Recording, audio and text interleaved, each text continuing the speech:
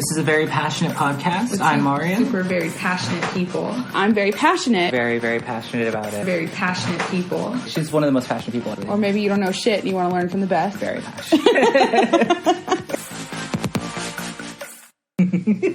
Hi, and welcome back to 2020's version of I Am Very Passionate. I'm Mario. I'm Jessica, and we have taken a journey to be here with you guys today. We really have. Well, she's taken the journey. I've just been supporting along the way. That's so very true. Because, like, honestly, I was like, damn, just everything keeps happening. Everything kept happening. Just like a whole... Mario showed up Sunday. Mario showed up last Sunday to record. And I was violently ill. Like, seriously, like, vomiting. And I thought nonstop. I thought that I would be okay, because, I mean, I get headaches and I get sick all the time. And then I was laying in the bed. I was like, let me rest until Mario walks in. Was that, like, migraine nausea? I think so. Oh, my God. I've never had a migraine that bad. Oh, my God. It was terrible. Anyway, I just started, like, projectile vomiting into my toilet. And I had to be like, bitch, get it together. Your phone is in your room. You have to call Mario. He cannot walk in and see you like this. And so she called me. And I, like, stumbled in here, grabbed my phone, and I just got to go right back to the bathroom. Oh, no. But she called me, and she's like, yeah, I'm throwing up. And then she hung up on me, and I was like, delirious. What the fuck? And I just saw her husband leave, so I was like, did he leave her in the state? Did he know she was doing this? He went to go get me Powerades, because I was like, I don't feel good. And he came back with, like, Powerades, and he brought me some ibuprofen. And he wanted coffee, and I was like, I ain't coffee. I'm not getting out of this bed. I'm recording with Mario, and then I'm going back to sleep.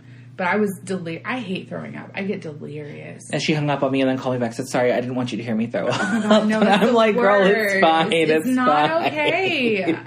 Don't ever call me throwing up. And I was like, why didn't I text him? Because you were delirious. And I was like, you could not have pressed the buttons. You were hugging the you were on speaker on the floor. It's like, Mario, no, it's not okay. It's not okay. It was beautiful. I wish I could have recorded it. Oh, no, I'm joking. No. I'm totally joking. Don't you do that. It's your new ringtone. Oh my God, I'd cry. Would you? Yeah. I don't know. I don't know if you'd allow yourself to be emotionally. I'm scarred. No, I'm scarred from throwing up with Madeline. Like, I fight it. I'm like, no, you will not throw up, bitch. You will not throw up. When she was pregnant. Yeah. No, she doesn't just hang out with her daughter and throw up. Oh, you're right. Yeah, sorry. That sounds weird. I was super sick with my daughter. I was throwing up for like 6 months. That's awful. And it's terrible. And it was like painful. So now I'm like, I hate it. I don't ever want to feel it. I'd rather have diarrhea. Okay. I mean, to each their own. I'm just saying. I don't know. I feel like with throwing up, you just get it over with, and then you're done. Whereas with diarrhea, it's like a day or two. My throwing up is never like throwing up and it's done. It's like, oh, you threw up 30 minutes ago, and I let you get 5 minutes of sleep, but you better walk your ass right back to the bathroom because we're gonna do it again. See, I've never been that sick. I used to get stomach viruses. I'm scarred. I don't like throwing up. It's the worst. So on to more pleasant topics. Let's start with icebreaker. Hi, 2020. I hope this is not the year of vomiting. It's not. It's Cut not. it. Oh my gosh. Or take it out. No, I'm just kidding. Don't take it out. So, did you want to start with Lindsay Lohan? Yes. So I get third-party embarrassment. We've talked about this. But Lindsay Lohan has been thirst trapping Miley Cyrus's ex-husband with Liam Hemsworth. Yeah, I get them mixed up. No, yeah, he's Liam Hemsworth. He's Liam. Who's the other one? Chris. Oh, yeah. And then there's also Luke, but he's not... I think he's the not cute one. There's like one of them that's just unfortunate looking. Is that the one that's in The Good Place? No, he was handsome. But that was his character. He was. Or was his name Luke? I don't know. He's the maybe I'm confused. He's the not cute. But Hemsworth he was brother. that actor was hot. Really hot. Yeah. So I didn't understand. But speaking of, I'm so ready for that to end. Like I'm not ready to end. I want to see what happens. Oh, there's 4 episodes left. I know. Oh, yeah. I'm not ready, but I'm ready. I stopped watching. I want to binge exactly because I need to know. I need a conclusion. So we're gonna do a full review of The Good Place. Oh, sorry, Lindsay Lohan has been thirst trapping Liam Hemsworth, and it is not just once. It's been like 4 times where she's like hard eyeing on his stuff. He has a girlfriend. Does he already? He has a girlfriend already. That was fast. Well, not as fast as Miley. Sorry, no shame. Do your thing, Miley. I guess, but damn, like, I don't know if I could get out of a 10-year relationship and immediately jump back on the horse. Like, I mean, for him, it's been about a year, hasn't it? No, I thought they got divorced, or they separated in, like, September. You're right. It was very soon, and I was like, whoa. Because, like, Miley was immediately fucking some bitch. Oh, Not a bitch. Caitlyn Jenner. Yeah, but, just some chick. chick. Get your lesbian on, it's fine. I mean, you do it, girl, but, like... No, she wasn't a Jenner. Yes, she was a Jenner. Or maybe she's Brody Jenner's ex. Yes. She's not It had something to do with Jenners. No. Her name was Caitlyn, though, so I just... Caitlyn Jenner. The only two girl Jenners are Kendall... And Kylie? And Kylie. That's it. Those are the only two girl Jenners. And he is And not... Caitlyn. Now. Yes. But before it was Caitlyn and that sperm produced Jenners, there were only two female Jenner kids. Right. That would be awesome if Miley hooked up with Caitlyn Jenner. That sounds like something she would do. Miley deserves better. Caitlyn Jenner's garbage. No. I'm all about supporting trans women, but she's super conservative and Republican. And very secretive. Like, weird. No. Like, you came out as a female, but you're not okay talking about your relationship? Well, I mean, some people aren't ready for that. I'm not gonna... It's not everybody's business who you're gonna date or what you're gonna be. That's... Sure. And especially if you're navigating new waters, especially a queer water in some regard, like... There's a queerness to it. But then there's also a difference in just outright lying about it, too. True. Very true. I don't like the lying. I don't comment on my personal life. Yeah.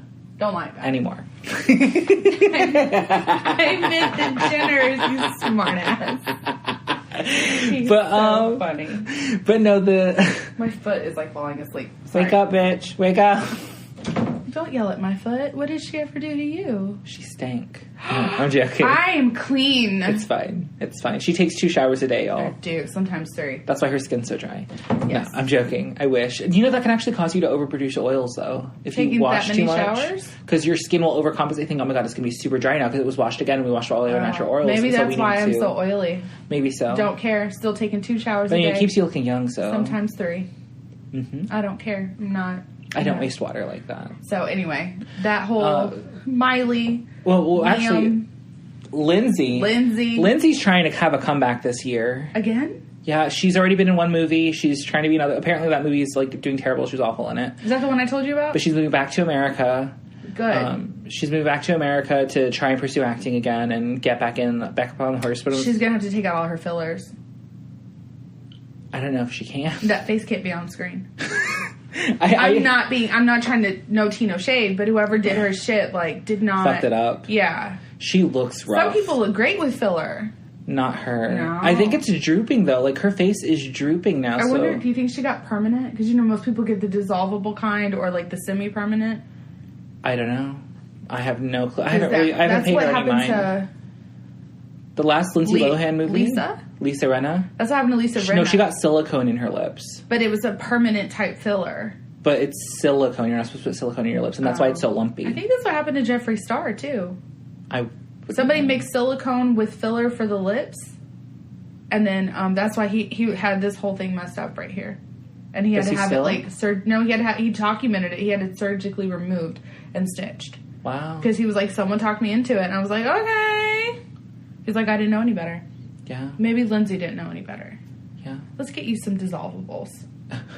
Or something, because goddamn, she's really pretty. She used to be beautiful. Oh my god, let me pull pictures. Absolutely beautiful. And then she started hitting the drugs and partying hard, and it aged her about 10 years, and then the fillers aged her another 15. Yeah, I feel like she got the fillers to look younger. She looks like she is like a rough 47. And I think she's like, what, 32? 33, something like that? She's a year younger than me, and I'll be 35 this year. So she's 34, and she looks 15 years older than she does.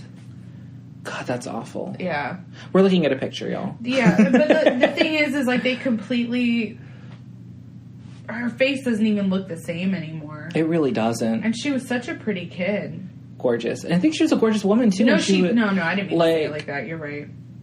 Like in Mean Girls and Confessions of a Teenage Drama Queen. That's one of my fucking love that movie. Oh my gosh, it's so good. We should watch it together sometime. We should watch it. That's one of my favorites. Oh my god, it's on Disney Plus?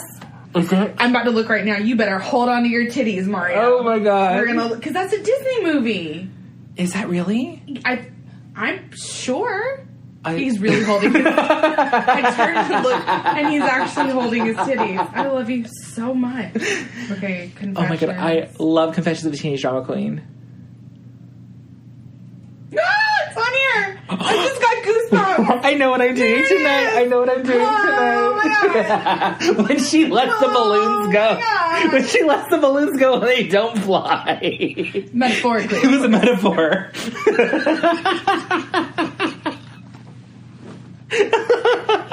I'm so excited. Oh my god, me too. You need to let Maddie watch that. I think she would love it. Let Maddie watch she would it. so love it. Oh my god. We are watching this shit tonight, Mario.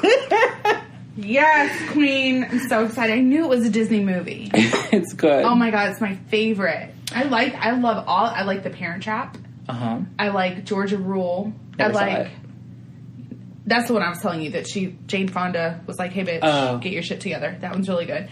There was one called Bobby, I think, and it was about the assassination of Bobby. Yeah, RFK? Yeah. And that one she was really good in that. It was a bunch of mini stories that happened in that one night. I liked her movies. She was in that movie with that porn star. Who? Her. No. James Dean, the porn star. Oh, I don't know. Porn He's a really big dick. I know who Shannon Rose is, but she didn't go by. I don't know who that is. She's a YouTube star, but she didn't go by that when she was doing porn. She went by Randy Max or something like that, I think. Very horny. Good for her. Yeah. And now she has like a kid, and she's super cute and fun and silly and... Well, not that she wasn't cute when she was doing porn. No, I think she looks better now. Oh, okay. You know, the thin eyebrows, big lips, that whole porn lifestyle. And she talks about it, too. So a lot of her story times about being in the porn industry, being an escort, how she was almost killed a couple times. Shannon Rose, listen, if you want to go down a hole... I might. She's a good hole to go down because her story, she's like clearly a little bit off, but she talks about that too. Oh. She has like super bad anxiety and she had like, she was put in mental institutions when she was a kid. And, Jesus. Oh my God, it's a hole. You just go right down that hole because it's a great hole. I subscribe. Okay. I stand Shannon Rose so hard. I want to buy her books because she even wrote books about it. Wow. Yeah, I love her. She's so cute. Now, moving on, Blue Ivy Carter has been the subject of a lot of hate lately because they posted a picture of her recently, and she's growing up, and she's starting to develop more facial features, and she's starting to look more like her father, and people are coming for this young child. Like, literally, like, professionals, like, at, like, Vanity Fair are talking shit about this little girl, and it is disgusting. Like, this is a little girl. This is a child. You don't come after kids like that. I cannot believe that they're doing this. And, like, it was a whole thread on Twitter, just them going in on Blue Ivy Carter. First of all, that baby is beautiful. She doesn't just look like Jay-Z. She's a good mix of both of her children. I mean, both of her parents. And it's a kid. And it's like Beyonce literally stopped listening to people. She just like doesn't acknowledge anybody anymore. Mm-hmm. So now you're attacking her child. That's what it feels like. Yeah. And she was so cute in the homecoming. Mm-hmm. Right? Do you remember seeing her dance and stuff and sing and she wanted to do it again? Like, she's such a cute kid. She is. And even if she was, let's just say, you know, not all children are cute. Let's just say she wasn't. Is it okay? No. To attack a child? What are you doing with your life that you really need to... Attack children. Yeah, I don't get it. Like, let the babies be. They're going to save the world. Hopefully. Yeah. Or maybe she'll be the next Beyonce, you know? No, she's going to go her own way. Okay. Vanessa Ann Hudgens. I mean, maybe she will. Why? I don't get it. That's the song she sang in High School Musical when they broke up. You can go your own way? I gotta go my own way. Oh, I was thinking of Stevie Nicks. Oh. You can go your own way. You know that song is about her? Go your own way. You can... Is that the lyrics? Are you sure? Yeah. Leah Michelle sang it. I know the lyrics really well. Okay. I love that song, but... that whole album is about, like... But that song is about how awful she is. Yeah. But I think that's terrible that she sings it. Because, like, the guy she was dating wrote that song about how terrible she was. Yeah. And then it's, like, one of their biggest hits. But do you know the story behind that? But Why? They were dating, and then she just wanted You casual can go sex. your own way, go your own way. You call it another day, go your own... Yeah.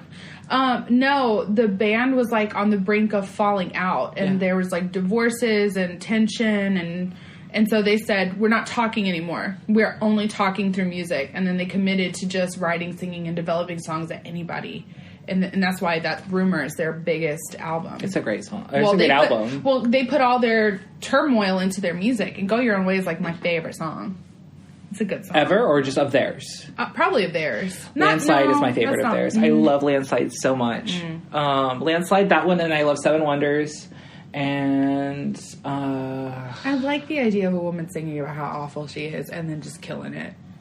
We should do a Fleetwood Mac episode. Yeah, you want to come prepare with your favorite songs? We can. But how can we do that? Because we can't play the songs. We can do like a people we admire sort of thing. Sure. With Fleetwood Mac. How about you guys just go download the Rumor album because it's really good. Yeah.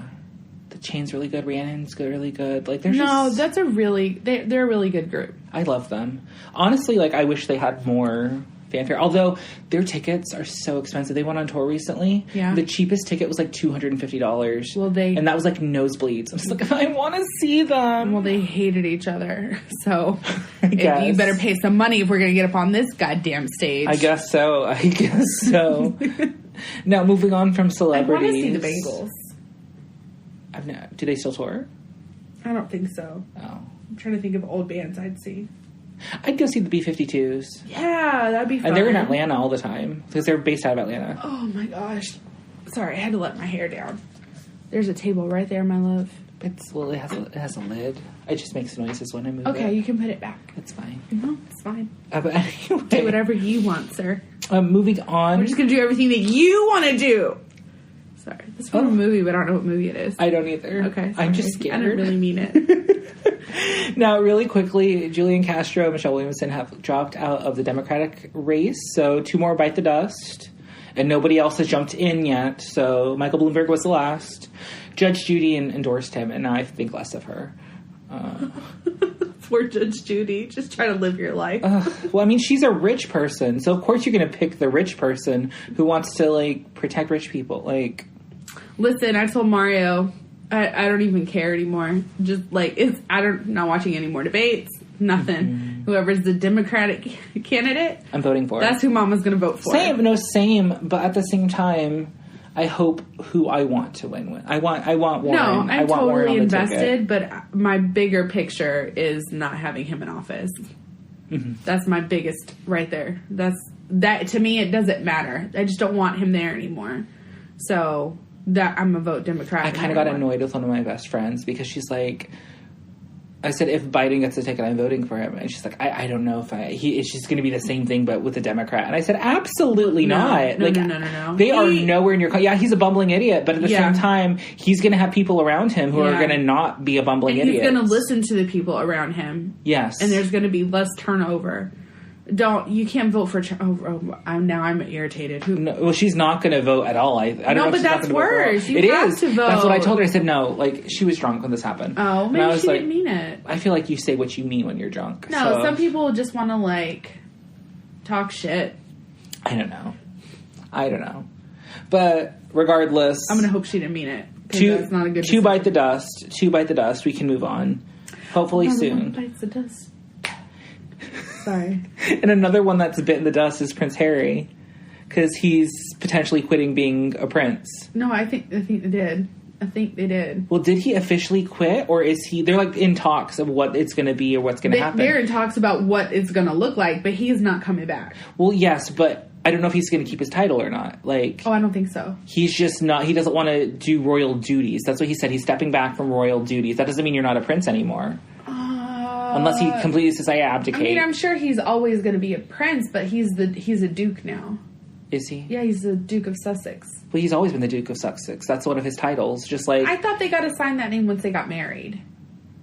I thought Sussex was that is right. That is right. But he's still a prince. No, for sure. He's still a crown prince. But if he abdicates, if he's like, fuck it, I'm out of the running.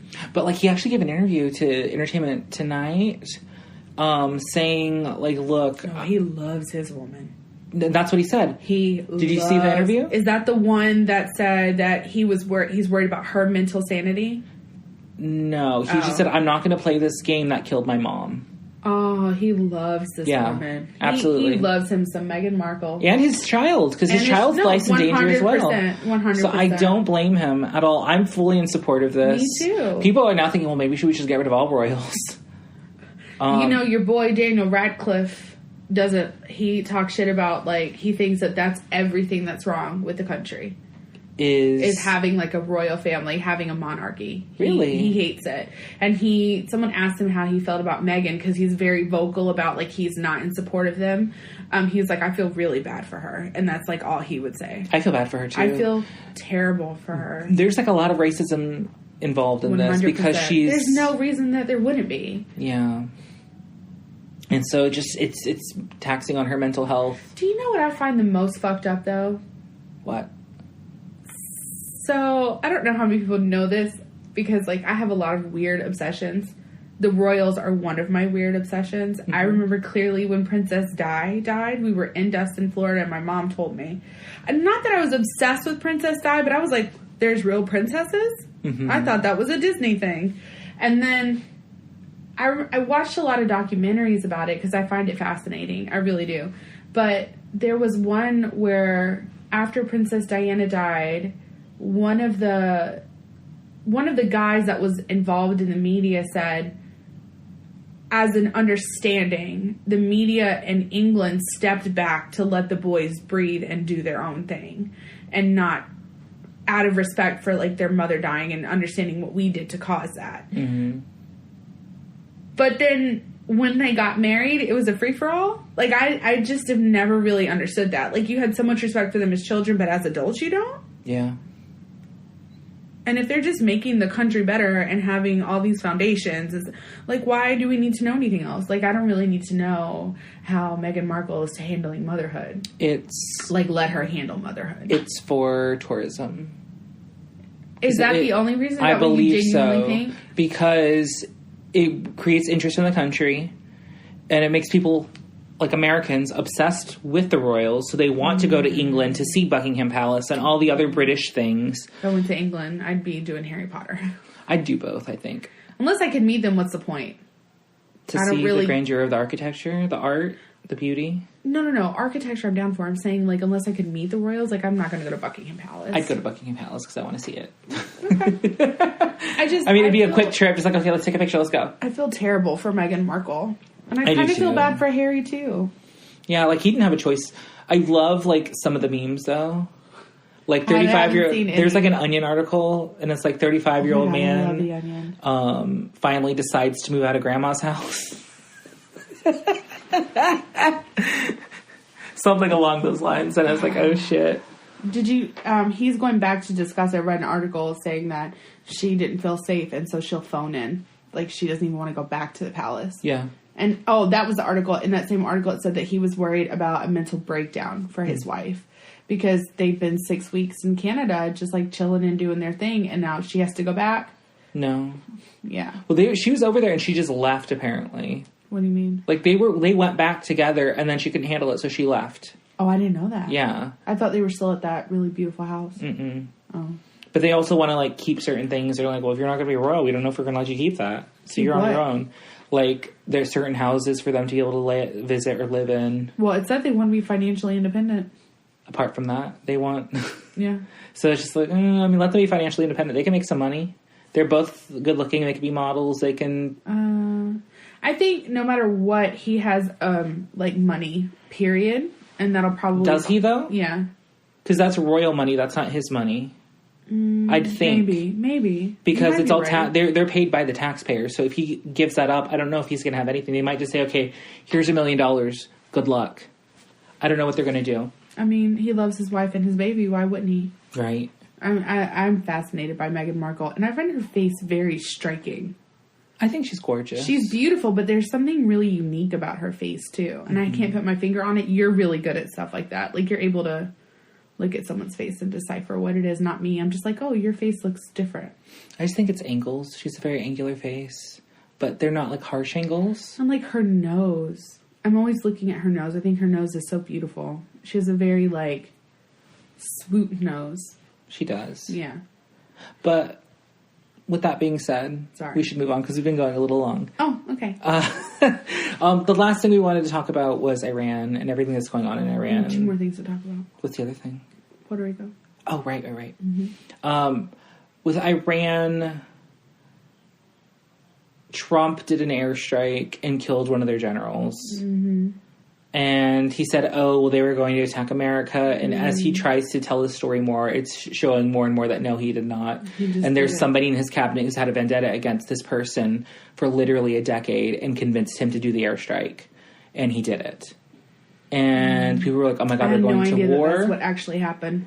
They're like, oh, we're going to war. This is World War III. And it could have been the start of World War III. But Iran just shot some missiles at a base where they knew there weren't American people. As a retaliation, but they think, well, they made a statement. One of their high-up officials said, we have no issue with America or the American people. Thank God. Oh we have worked with America in the past. We've diplomatically worked them. We have an issue with Trump. Oh my God, bless you, Iran. And so I think they realize if we go to war, that's going to get him reelected and they're going to have to deal with him for another 4 years. Oh my God, yes. So I think that's why they did that, and they're calling it a day, and they're stepping back. Oh my God. I'm hoping I hope it's gonna stay that way. It's one of those moments where you actually like, oh, you're batshit crazy. I have to be the adult here, and I cannot lash out to get back at you. It's one of those moments. Yeah. And also, like, people are like, I don't agree with all of their cultural things, but Iranian people aren't terrible people. They're just normal people like us. And at the same time, like, it's never a bad thing to get rid of someone who is terroristic. I'm not saying that. Mm-hmm. But the ickiness of all of this is that it came out of nowhere. Like you said, there was no reason for it. And apparently they tried to kill somebody else too, but they were unsuccessful. Oh my God. Like, I may have to start praying, you guys. Help me find a God to pray to. Because I'm starting to feel forlorn in this society. It's really, really disenchanting. Oh my God, he cannot be in office again. That's why I told you, Mario, I was like, I don't care anymore. I don't care who drops out. I don't care who throws their hat in the ring. I don't care if they do a Democrat Libertarian ticket. Like, I don't give a shit. I'm not voting for Trump. It doesn't matter who it's whoever's on that ticket has my vote. That's it. I'm done. I cannot even process. I can't wait anymore. I have no control over the primaries. I have no control over someone who wants to pay $1,000 to run for president. I have no control over that. I have control over who I'm going to vote for, and I'm not voting for Trump. Yeah. No. That Trump. And lastly, on a more somber note, well, I mean, it's somber, but it's... But I mean, this was also somber, too, so it's not even more... It's not that was fucked up. Another somber note, rather. Yeah. We wanted to talk about Puerto Rico and what's going on in Puerto Rico. The Caribbean, because it's not just Puerto Rico. Puerto Rico is getting the brunt of it, but it's happening throughout the Caribbean. It's not just Puerto Rico. I think we're just seeing so much Puerto Rico because they're technically a territory. I think they're hitting the stronger there, and we are a territory, so yeah. But... if you don't know, there's been over 500 earthquakes within the last month and a half. It was since the beginning of December, right? I don't even... I think we were not aware of it until, like... And then a lot of them were, like, over magnitude, like, 2. Yeah. And then some hit up to 6. 6.4, yeah. And I think there was another one yesterday morning. Yeah. So, like, a big one. And so, like, if you look at pictures, houses are destroyed or, like, their stilts are broken. Yeah, we looked at some pictures and videos before we started. There's some landmarks that are... Oh, yeah. Yeah, I don't know what it's called, but there's a really famous archway. My mother-in-law told me what it was called, but I can't remember. The Caribbean and Central America has had 17 earthquakes in the last 24 hours, 567 earthquakes in the last 7 days, 1,846 earthquakes in the last 30 days. Good fuck. Mm-hmm. And Puerto Rico is... So it's all over the Caribbean, but Puerto Rico is the only one registering on this website. This is a great website. What is it? This is called Today's Earthquake, earthquaketrack.com. But, like, Puerto Rico... Oh, and El Salvador. But that was this year. Today, there was 4.9 earthquake in Puerto Rico today. Yeah. And so it's sad. Yeah, I really hope everybody stays safe. Yeah. But it just makes me more upset with the administration because I know they're not going to send aid, Puerto even Rico though can't catch a fucking break. they really can't. They It's either can't do hurricane, earthquake, tsunami, well, something. and then the earthquake is causing political unrest right now because for those of you who don't know, the bridge, the San Sebastian festival, the 50th anniversary was this year, and it's like a big, huge party. It's just like music and vendors, and it's very much a part of the culture. Tourists go there every year for it. My mother-in-law and sister-in-laws were actually going. My mother-in-law decided not to go for health reasons, and my sisters-in-law are basically just waiting for Delta to release a waiver. They're not going to go. But so there's a central festival, and then all the towns around the festival also throw like their own parties and clubs and events and stuff. Everyone has canceled all of these small festivals and festivities in respect to the people who are suffering. No one's going to want to party. Your house is fucking has a crack in it. You know what I mean? Like, that's just not... Or it's destroyed. And the people of Puerto Rico are like, you need to cancel the festival, but the mayor of San Juan doesn't want to cancel because she said she's going to lose money. And I was like, you're going to lose money anyway because it's a 4-day celebration. Ain't nobody got time for that. Nobody's going. Yeah, can you imagine all... And then that's the mayor of San Juan, but the governor of Puerto Rico made a statement where she said, please cancel this. Can you imagine if we have an earthquake and you have 300 people in the streets? Like, what in the hell are you 300 thinking? 300 people? Like, if 300 people go and there's an earthquake and everyone's outside during this time... So it's just, I feel bad for, I need to find a God to pray to because I feel terrible for Puerto Rico. It's really bad right now. It is. It sucks. Oh my God, and then Australia's on fire too. Australia's on, oh my God, it's heartbreaking. All the koalas. I see people taking koalas. And somebody kangaroos. posted a picture of a baby kangaroo on barbed wire who had been burned. And he was just stuck there. And I was like, you know what? I get it. Because this is devastating. But my heart... I can't see a dead baby animal. I can't see dead animals. No, it's so hard. It's like the little bunnies when that really bad fire was in California. And that guy the little, picked up the bunny. Oh my God. It's so sad. It really is. But Australia just got major rain, right? Like they had a huge storm come through. It rained. I don't know if it was a major storm. No, the articles I read was like huge storm front. Thank goodness. Pushing through. So I hope that helps. I feel like we should look at that really quickly because Go ahead. Maybe it's done. But like I think like a huge, like a quarter of their entire landmass was on fire at one point. No, it was more than that. Really? Like Yeah. it's a ton. Let's see, Australia fires. No, it was more than that because I saw a map and it was like All of the edges, right? yeah, like there was no way to leave. Yeah, here. That was it. Jesus. Yeah. So let's see. We'll post all this on there. But with that being said, we hope everything with Australia, Puerto Rico, and the Iran. Caribbean, Iran, everything is safe and we just need nothing more escalates. love. We need more love. The end is nigh. And we had some bad tornadoes. The end is nigh. You better stop it.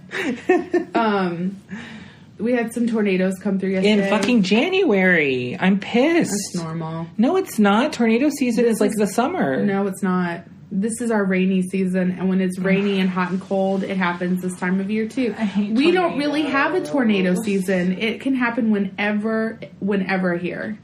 I don't know. I feel like Tornado Alley has extended to our area because We're in a valley, though. Yeah, but that doesn't mean we don't get fucked up. People last year got fucked up in our area. Yeah. Daniel and I rode the path, like, after it was done. It was really sad. We followed the tornado track. Why would you do that? I don't know. We were looking at houses. And then we're like, wait, tornado damage. Let's go. Let's see. Yeah. It was really sad. And some of the neighborhoods we wanted to move to or were looking at, We're destroyed. some of the houses were just, like, wrecked. And we were like, this is not a good time to even think about buying a house. Yeah. But we did have some bad weather, some inclement weather yesterday. Yeah, it was rough. Mario We had a pushed tornado his warning. dinner until 7 instead of at 6. Oh my god. We're making light of it, but people really did pass away. We Like were very 11 fortunate. people died. Yeah, we were very fortunate. Not in our area, luckily, but no, in across the the southeast. Yeah, in the southeast. Because it hit the southeast. It was weird because like at the top was a really bad snowstorm, and as it got further south and more, where it was just a really bad thunder and tornado storm. It's not that weird. I don't know. I've never seen it like that before. It was like a sandwich. I hate weather. I like weather. I hate bad weather. I do too. I get stressed out with tornadoes. I heard the siren go off, and my mother-in-law just looked at me and already had tears in my eyes. I was literally naked. I put my shoes on, and I put my kids in the bathroom. Like, I just got out of the shower. I was, like, doing my hair.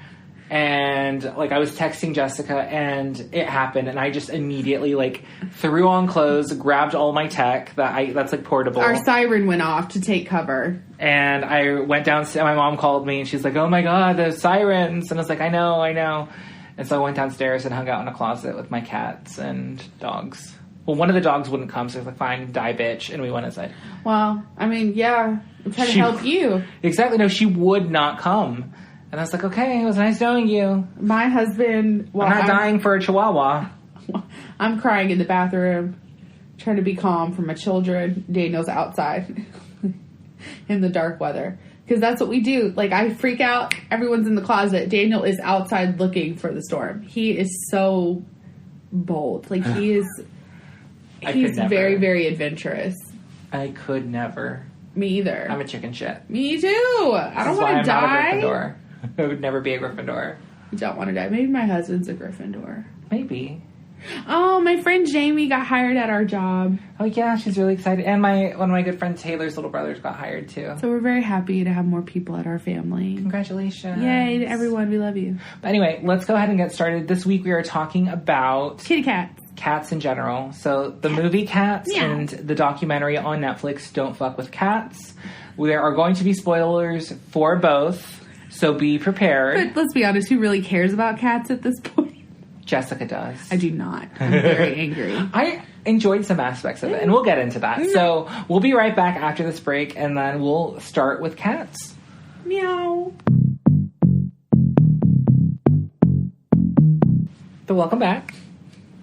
So we're here today to talk about Cats because I promised Jessica 6 months ago that I would go see this movie with her. And he did. And I did.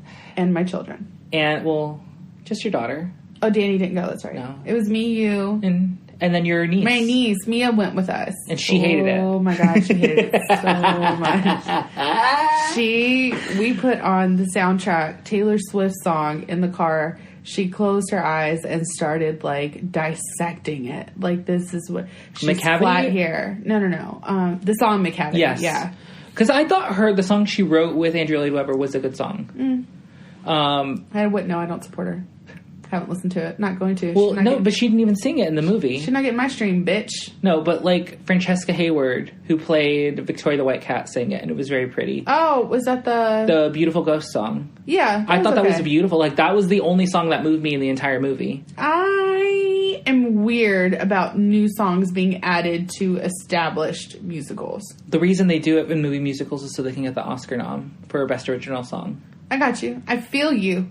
I'm weird about it. She doesn't agree. I don't. It's a classic. You want an Oscar nod? How about you hire some actors worth being nominated? So, really quickly, because there really isn't much plot to this movie, we just want to break it down. I will say... They added a plot. No, because the plot was there, but they tied it together very, very well. Whoever wrote the screenplay did a great job because it was much more clear than the original. I'm sure, because... It was very, very... I was like, oh, people are going to understand Well, you have to, because stage and film are very different. You have to tell a story in a film for people to sit there and watch it. And I feel like just vignettes with, like, a loose Jellicle ball is not going to be good. So I was very happy about that. I thought, great. Love it. No, like, wonderful. It was commendable. Like, I'm glad they tried. But that wasn't meant to be bitchy at all. No, I know. It was just the way it came out. I enjoyed it. Sorry. So, essentially, So, this cat named Victoria, she's the all-white cat. She gets abandoned by her family. They throw her in an alleyway in a pillowcase, and then she meets the Jellicle cats, and they go one by one introducing themselves and explaining what the Jellicle ball is. I flashed through the whole movie and got to the end, and I thought, oh, Mario's going to go in on the end. The whole movie just flashed before my eyes. Okay. And so they go through just introducing themselves. You meet all the different cats, and then throughout... Which does not happen in the original. Throughout the play, they or McCavity, who's played by Idris Elba, is kidnapping the cats to try and... Also did not happen, the original. To try and be the last cat remaining, so he has to be the choice. Because what happens is at the Jellicle Ball, their cult leader, Old Deuteronomy, comes and chooses who gets to be sacrificed. Call your cat, you're in a cult. Exactly. That's what I was thinking the whole time. The whole time I was watching, it's like, call your dad, you're in a fucking cult because you're in a fucking cult, Victoria. Get out. My favorite murder reference, guys. And then also my sister's name is Victoria, so I'm just thinking, Victoria, get out. Your sister's name is Victoria? Yes. Is it? Yes. And so the whole time I'm just like, oh god, this is just one of her another fuck up. Why do you think your sister's name was something different? I don't know. Doesn't matter. We're going to talk about her. Sorry.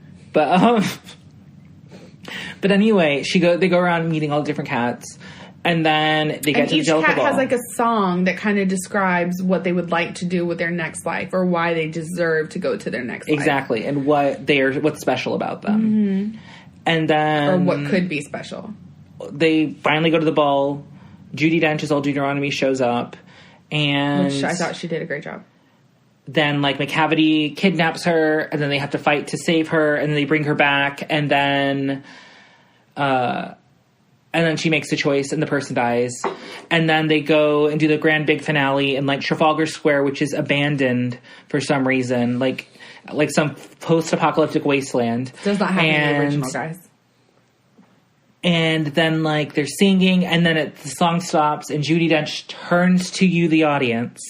And it is the most uncomfortable thing that has ever happened to me in a movie theater, and I have seen somebody get head before. Was not expecting that! And... Surprise! And... she talks to you and lectures you on how to properly address and take care of a cat. And so, like, she does it, and then they go back to singing. And then the song stops again, and then she turns to you again, and she keeps going. In between her speaking, they are finishing a song. It's so weird. And then she's looking directly into your soul, because she is focusing on the center of that lens. Camera. Exactly. So no matter where you are in that fucking telling you, this is how you fucking take care of it. And also, this was pointed out, and I saw, like, clips of it afterwards. Like, if you look around them, the three cats that are around her, Mistopheles, Munchscrap or whatever, and Victoria, they're all, like, acting really weird around her. Like, really? Yeah, they're all like, it's so fucking weird. Yeah. And then they go back to singing, and then she does it 3 times, and it is the most uncomfortable thing Can I play ever. You? My... I laughed because I didn't know what else to do. I was pissed when they laughed. I got mad. I mean, I'm not mad at you. I'm just mad at the general. It was displaced anger because I was mad at the movie and I didn't realize it until hours later. But then also there was somebody heckling the screen the entire movie. And those people behind us had to shut them down. That little old man. They still kept doing it. And his little wife, who obviously just wanted to go on a Sunday early morning date and enjoy a musical because they weren't going to New York. They went in the 80s when they were on cocaine, I'm sure. Sure. Okay, great. Did I ever tell you about the time I went to the movie theater and this old woman fell down the stairs? No. I don't want to know about that. I'm already embarrassed. I thought it was my fault for the longest time. It wasn't. Oh. Her cane slipped. Somebody told me later. But, like, I thought I bumped her. Or, like, she was walking behind me, like... the aisle above, and I leaned back, and I think I bumped her leg, and I was like, oh my god, I made her legs weak. But then, like, and I was talking to my friends about it, because they saw it happen, and like, oh no, her cane slipped. But she literally was like, we're 3/4 up. It slipped, and she literally flipped down the thing, and I almost laughed, because, like, I don't know how to react to things like this. Like, my first reaction is laughing. If I'm scared, if I'm freaked out, I laugh. Some people do that. Like, as a kid, I got beat so much harder because my dad would approach me, like, about to beat the shit out of me, and I'd just start laughing because I don't know what else to do. He's like, oh, you think it's funny? And then it'd be even worse. Like, it's... Danny kind of laughs when he gets in trouble, and I have to remember that that's just, like, a reaction and not get angry. Not feel like it's disrespect towards me. I'm just really quickly, I want to show you a clip of what McCavity was supposed to be like. Okay. Because to me, I think the McCavity song was the worst. It was the worst. And I'm including what's her name. And also, if I get one more Orange Theory ad, I'm going to lose my shit. Really? already have Audible. Also, I heard that how Bombalurina is supposed to be one of the, like, narrators. She is. I told you that.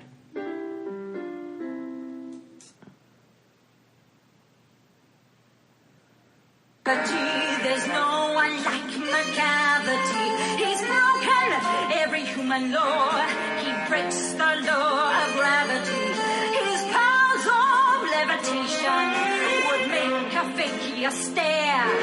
And when you reach the scene of crime, McCavity's not there. You may seek him in the basement. You may... That's what it's supposed to be like. I didn't think hers was that... I mean, hers was very unexpressive. I hated hers. Um, I thought it was the worst. Mm-hmm. They brought her in clearly to bring star power. I thought the worst... She does not belong on a stage. I thought the worst was Rebel Wilson. I wouldn't even say that was the worst. Rebel Wilson was just doing her thing with her normal, everyday character. And she wasn't... Like, the song... It's so hard to describe this. Okay, listen, guys. I have probably seen the original Cats VHS. I don't think it's the one on Broadway. I've seen it... It's the 1998 film. Yes, I've seen it maybe 100 times. I know that we wore that VHS tape out. I know that Melissa and I used to do, like, the dances. I know every song. Mm-hmm. I can't sing, but I know every song. And I can't dance, but I know every step. Mm-hmm. And so for me, it was fun to see how they tied the movie together, for sure. But the way that some of the songs went with the famous people, because you did have, like, famous actors in it, and then you clearly had, like... Trained classic professionals. The trained classic professionals were 100% my favorite part. Absolutely. They did it so well. The girl who played Victoria not only she was is the best. Stunning, but fucking fantastic. And she has a beautiful voice, too. I wasn't expecting that. Because she is a ballerina. She's a ballerina, absolutely. But her voice was great. Her dance, when you could see it, was great because... When you could see it. Oh, we didn't talk it. We will talk about it. Oh, my So, God. like...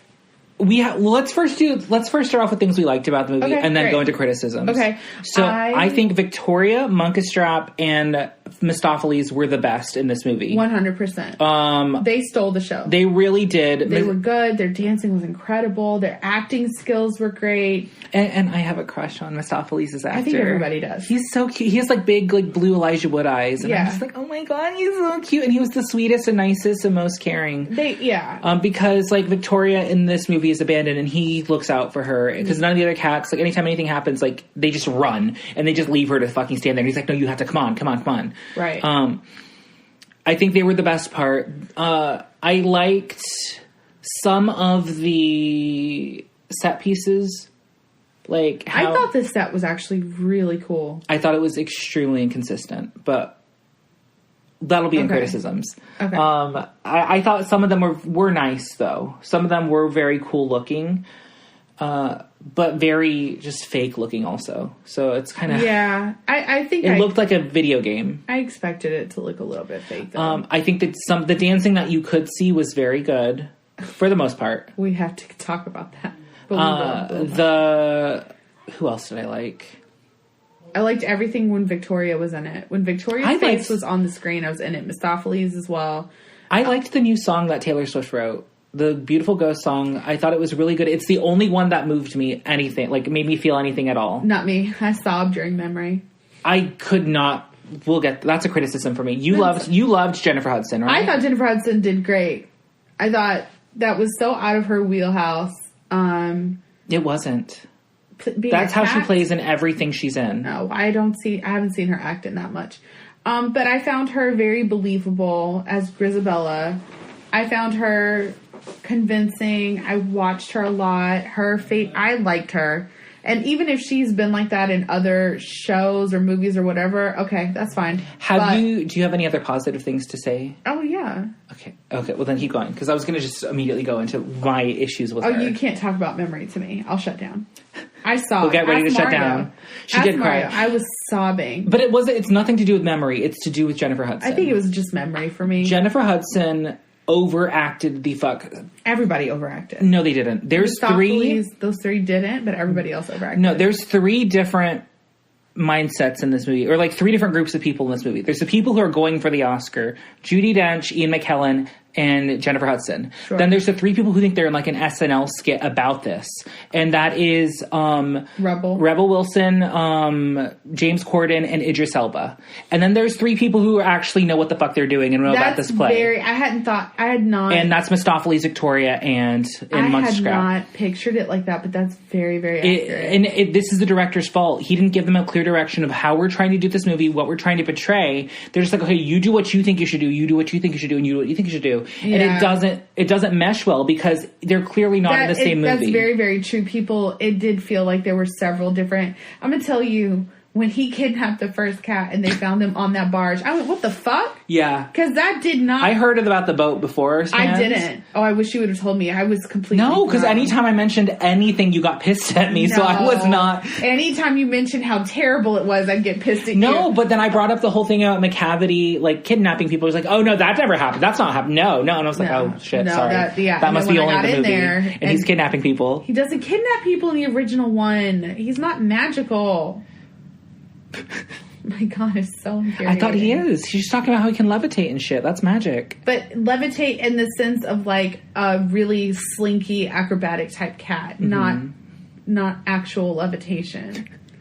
I'm so mad. But what other positive things do you have to say about this movie? The railway cat was probably the best. My favorite scene. That was the absolute best scene in the movie. When they did that camera direction out and then you pan and all of a sudden you're on this railway, I was like, this is what the whole fucking movie should have been. He was the best dancer. He was the best dancer. He was a great actor, a great singer. Did he speak? Yeah. I don't even know what he's saying. I thought it was just music. No, he's saying that whole honestly last third of the movie was a blur for me. Yeah, I get it. I understand. It was hard to. I almost fell asleep twice. Oh, man. Like I literally was like fighting my eyes to stay open. I hear your truth and I'm accepting your truth. Because like it's not that it was boring. I was so overwhelmed. Like I take depression naps when I'm overwhelmed, and so I was just like, oh no, wake up. Because I was like, there's so much coming at you. Are you saying that cats gave you depression naps? Maybe. Like it overwhelmed me to the point where I was shutting down because there's so many things to take in. You have this really disturbing looking CG. Mm-hmm. You have the scale going in and out constantly. Then you just have all these songs and I'm trying to understand what they're saying. Those are my only good ones. The Railway Cat. And Victoria. Victoria. Munstrat. And Mistopheles. He's just so cute. He is cute. And Memory was beautiful, but Jennifer Hudson can sing the shit out of anything. You could tell her to sing me Happy Birthday and I would probably cry. But what other positive things do you have? The technically trained dancers were everything that I expected. Mm-hmm. That you could see. That I could see. Yeah, that's it. Okay, cool. Let's go in. Okay. He just leaned over so hard into my face, guys. I've been waiting for this for like 3.5 fucking weeks, girl. It's time. I feel like I'm betraying my favorite musical, but you know what? Like Mario said, they betrayed me first. They really did. So, like, they didn't care. They didn't care about this. Did not care. Regardless, one of my biggest issues, and I actually was feeling sick. I thought I was sick. Oh no! Was the first 30 minutes of this movie? My niece got motion sickness. Is handy cam, and so I was feeling sick, and I was like, God, did I eat something bad? Like, do I need to go? Just handy cam. It's like shaky, like Hunger Games handy cam. Yeah, like when the bomb goes off and she's trying to focus, and now you need to throw in angles because they would also kind of rotate the camera while they were spinning. Which Maddie was like, I don't feel like she kept doing this, and I was like, you just don't watch right now. Yeah, I got sick. There was a part where she wanted to leave. You're like, no, you just take a nap. Go to sleep. Go to sleep. We're not finishing it. We've already been an hour and a half into this movie. Maddie was over it. She didn't give two shits about it. It was rough. That's why I said, are you sure you want to bring your kids? She wanted to come. You know how I am. If my children show interest, we're going to do it. But But that was a really, like, downside. This musical is supposed to be about dance and technical dance. That's what I've always been told by Jessica. And then you can't even see the fucking dance, because anytime somebody does an extension or a really nice move, it quickly cuts away. The full body. It cuts away. Yeah. It cuts away. And you're like, what the fuck? I want to see what they're doing. And then some of the cats had shoes. Like, what the fuck was that about? I don't know.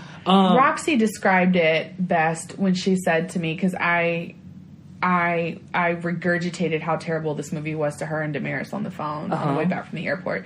And she said, yeah, because you're putting people that have never trained to be on Broadway. She was like, people trained for 20, 30 years to be in Cats. And then they would call their parents to be like, I'm Cat Ensemble number 5. And it would be this big fucking deal to get into Cats because it's so technical. And it's technically voice, it's technical acting, it's everything. You have to be you must be the trifecta to get into this musical. And it kind of felt like they shit on that. Yeah. They were like, oh, well, this storyline looks fun. Let's see if we can turn it into a movie. And then, like you said, they didn't give anyone any direction. So you felt like there were whimsical cats that didn't fit in. And then there were the people who were taking it very seriously. And then the people who just wanted the Oscar. No one really kind of meshed together except for the main three. Yeah. Absolutely. And it's not good, guys. I'm sorry. Well, the CG, there was a lot of points, like if you notice their feet go through the ground. I didn't see any of that, but and then the cockroaches, it. It looks like somebody took somebody's face off of a photo and just cut a circle around it. That's what they did. And then pasted it onto the thing. It wasn't even blended. But the mice, too. Same with the mice. The mice were like little children. Yeah. They were children's faces on these mice bodies. And it made it really uncomfortable. It was so weird. And then Rebel Wilson was awful. She was eating them, and she was supposed to be training them and taking care of them. Why would she eat them? Yeah. But that was, I think, that's the worst number. That's not what happened in the original. That was the worst number for me, because Taylor Swift was so over the top. It went beyond camp. I hated it. You just hate Taylor Swift. No. I told you that I was giving every part of this a chance. Except for Taylor. No. She almost didn't want to go see the movie because Taylor Swift was in it. But then I told her, Taylor Swift is literally only in it for 5 minutes. And that pissed her off. But I had an issue with that, too, because her character is supposed to be one of the narrators. Yeah. But I get it. It's really a technical role. And I thought maybe Taylor Swift will be okay. She was pigeon-toed the entire time. Oh, my God. Did you see that? I thought it was just me. No, and I've watched a lot of reviews on this because I didn't know what to think. And so sometimes watching other people's opinions helps me form opinions. Sure. And so they like, multiple people brought that up, and I was like, okay, Jessica wasn't imagining this. One foot was like straight up like this when she would walk in heels, and I was like, is it like the costume and the heel? Why did she have heels? Oh my God. Listen, her song made absolutely... I think my issue with hers, the reason I don't like it, is because I also did not like Idris Elba, and they're tied together. Yes. And it was so over-the-top stupid. I'm the only one left. Now you must pick me. And then, like, the way she sang the song... It was just bad. She was flat. It was a little sing-songy. She had this terrible stage British accent when she was like, it was uncomfortable. That's what it is. She made me uncomfortable. It was uncomfortable. I mean, the whole movie was uncomfortable, though. No. There were parts where I was like, yes, I'm being taken away into this story, and then I'd snap back to reality because just Elbro would go, yeah. Well, that was one of the... I laughed. Fucking weird. McCavity doesn't fucking talk. I laughed so hard then. Because McCavity doesn't even sing. He's just a dance role. Someone else sings his song, and he just slinky, ridiculous, like, ouch, like, incredible extension. You can't see it right now, but she's doing the dance. Sorry, I'm not doing the dance. I'm moving one leg. And an arm. And a hip. And her toes. But, that was my knee that you heard, guys. I have terrible knees. No, but McCavity, well, Idris Elba in general... was very uncomfortable because he has a jacket on for part of the movie, and then he takes off the jacket, and it's the exact skin tone of his natural skin tone, so he just looks naked like a Ken doll. Who talked Idris Elba with abs into this role? I'm sure he likes cats. I'm sure he wanted to be in it. What manager was like, this is a great role for you? It was potential. It had a lot of potential because it was such a hit on Broadway. Like, oh, this is going to be a huge hit in a movie form, and we got to get a star-studded cast to appeal to everybody. because it literally has Judi Dench and Ian McKellen, a knight and a dame, who are very well-respected actors. They have Taylor Swift and Jason Derulo to appeal to younger people. I didn't like the way they portrayed Ian McKellen's character. Oh, God, I thought he was going to die. Well, the thing is like, that character is super well-respected. People absolutely love him. It's supposed to show this stark contrast between being a male and being washed up and being a female and being washed up like Grisabella. And that's what that's supposed to be. But he was like some bumbling, fumbling drunk There's that like people kind of were uncomfortable about. But, like, they worship him in the original Cats. It's weird. It's weird. No, there's a scene where Mistopheles goes to get him, and he's in the closet, and he's literally just hunched over like a shoulder high box, licking milk out of a plate. I pushed this out of my memory. I forgot about it. And I was like, what the fuck? He did. And he's literally licking milk. He drank milk out of a saucer. And like it was fucking and he's over here weird. like meow, meow, meow. Like he's actually like acting like a cat. He did not go to the same cat school that everybody else did. He just didn't go. I've been watching things about this. He just did his interpretation of a cat versus the play or what you're supposed to do in this movie based off their cat school. Because they had cat school they had to go to. Listen, guys. When I tell you that they showed him licking milk out of a bowl, they showed him licking milk out of a bowl for about 15 seconds too long. Yeah, no, I It laughed. wasn't a quick thing. It was like, oh, you're going to keep watching this grown-ass respected man drink milk out of a bowl, and you're going to feel weird about it. It was messed the fuck up. You know what? If I can find a GIF about it, I'm going to post it to our Instagram. But then also, he wasn't a good singer. Ian McKellen is not a singer. And so he's just over here talking, and I literally felt like this cat was about to die. Like, I don't disagree with what he's saying. It was such a weak performance. His liver was crumbling down on stage. They made him seem like a drunk. I thought he was a multi-level organ failure. Jesus. That's what I thought. I believe it. All the gods, because, wow. No, but seriously, he... And I've watched videos of like, oh, he was one of the best part of this movie. I was like, what fucking movie did you watch? You didn't watch this He was movie. one of the worst parts of this movie. It is the first thing that pulls up if you pull up Ian McKellen. Oh my God, let me see. It's like the Google thing. The first thing is like Ian McKellen. No, that's Jimmy Dean Skillet. No, Go home, you're drunk. No, Daniel was asking me. He was like, what was that thing you used to buy? You know, I was like, am I the only one who's ever uncomfortable with the Jimmy thing? It's like the milk comes from milk cows, but the sausage comes from Jimmy Dean. Are we eating Jimmy Dean? Is that what's happening here? Because they didn't really think this tagline through. Just me. Jimmy Dean sausage? Yes. Yeah, I think that was intentional. I think it's like little Jimmy Dean is human, like Soylent Green. I told Daniel. No, you didn't. I told Daniel, I was like, yeah, I used to buy those, baby, but the sodium's really bad. He was like, well, how bad is it? I was like, anything frozen has a shit ton of sodium. Mm-hmm. It's 470 milligrams of sodium. He can't have that much. So I was like, we're going to have to make your own little skillets, baby, because you can't do it. I'm going to find a Jiffy of it. Hang on. You keep talking. Excuse me? Giphy? Whatever. A GIF? I'm going to Giphy. Yes. Okay, I'm going to Giphy. Anyway. Fucking attitude. So my issue with Jennifer Hudson is that there was no range. It was 10 the entire time. You're near her and she's immediately snotting. Yeah. She is sobbing, singing the song with too much, giving too much. And it's like, you need to reel it back, girl. Because everybody else is on like a 7 right now and you're on a 13. Mm. This is uncomfortable. Yeah, and I did not feel bad for her. I did not have any sort of sympathy for her because she was just so uncomfortable for me to watch. And then Judi Dench, she had cat legs, and I didn't understand that. I didn't pay attention. Mario was paying attention to a lot of those details. I just wanted to be swept away by the story. Like, everybody else had human legs. Human legs and human feet. She had cat legs and cat feet. And it looked so weird. Like, I didn't know what to think about it. Did you find it? No, I wish this is the only one I could find. Oh, God. He's so bad. I love Ian McKellen. That's the thing is he's not bad. In this movie, he is so bad. He deserves a Razzie for this performance. What's a Razzie? It's like the opposite of an Oscar. It's the worst performance. They do him like a week after the Oscars. And they nominate all the worst movies, worst actor, worst director, worst supporting actor. I will have to say Taylor Swift shimmying while trying to sing some jazzy song was really uncomfortable for me. She had really big titties. All the other cats had... get it. But also, she had 2 titties as opposed to like 8 titties like cats have. So she had 2 titties.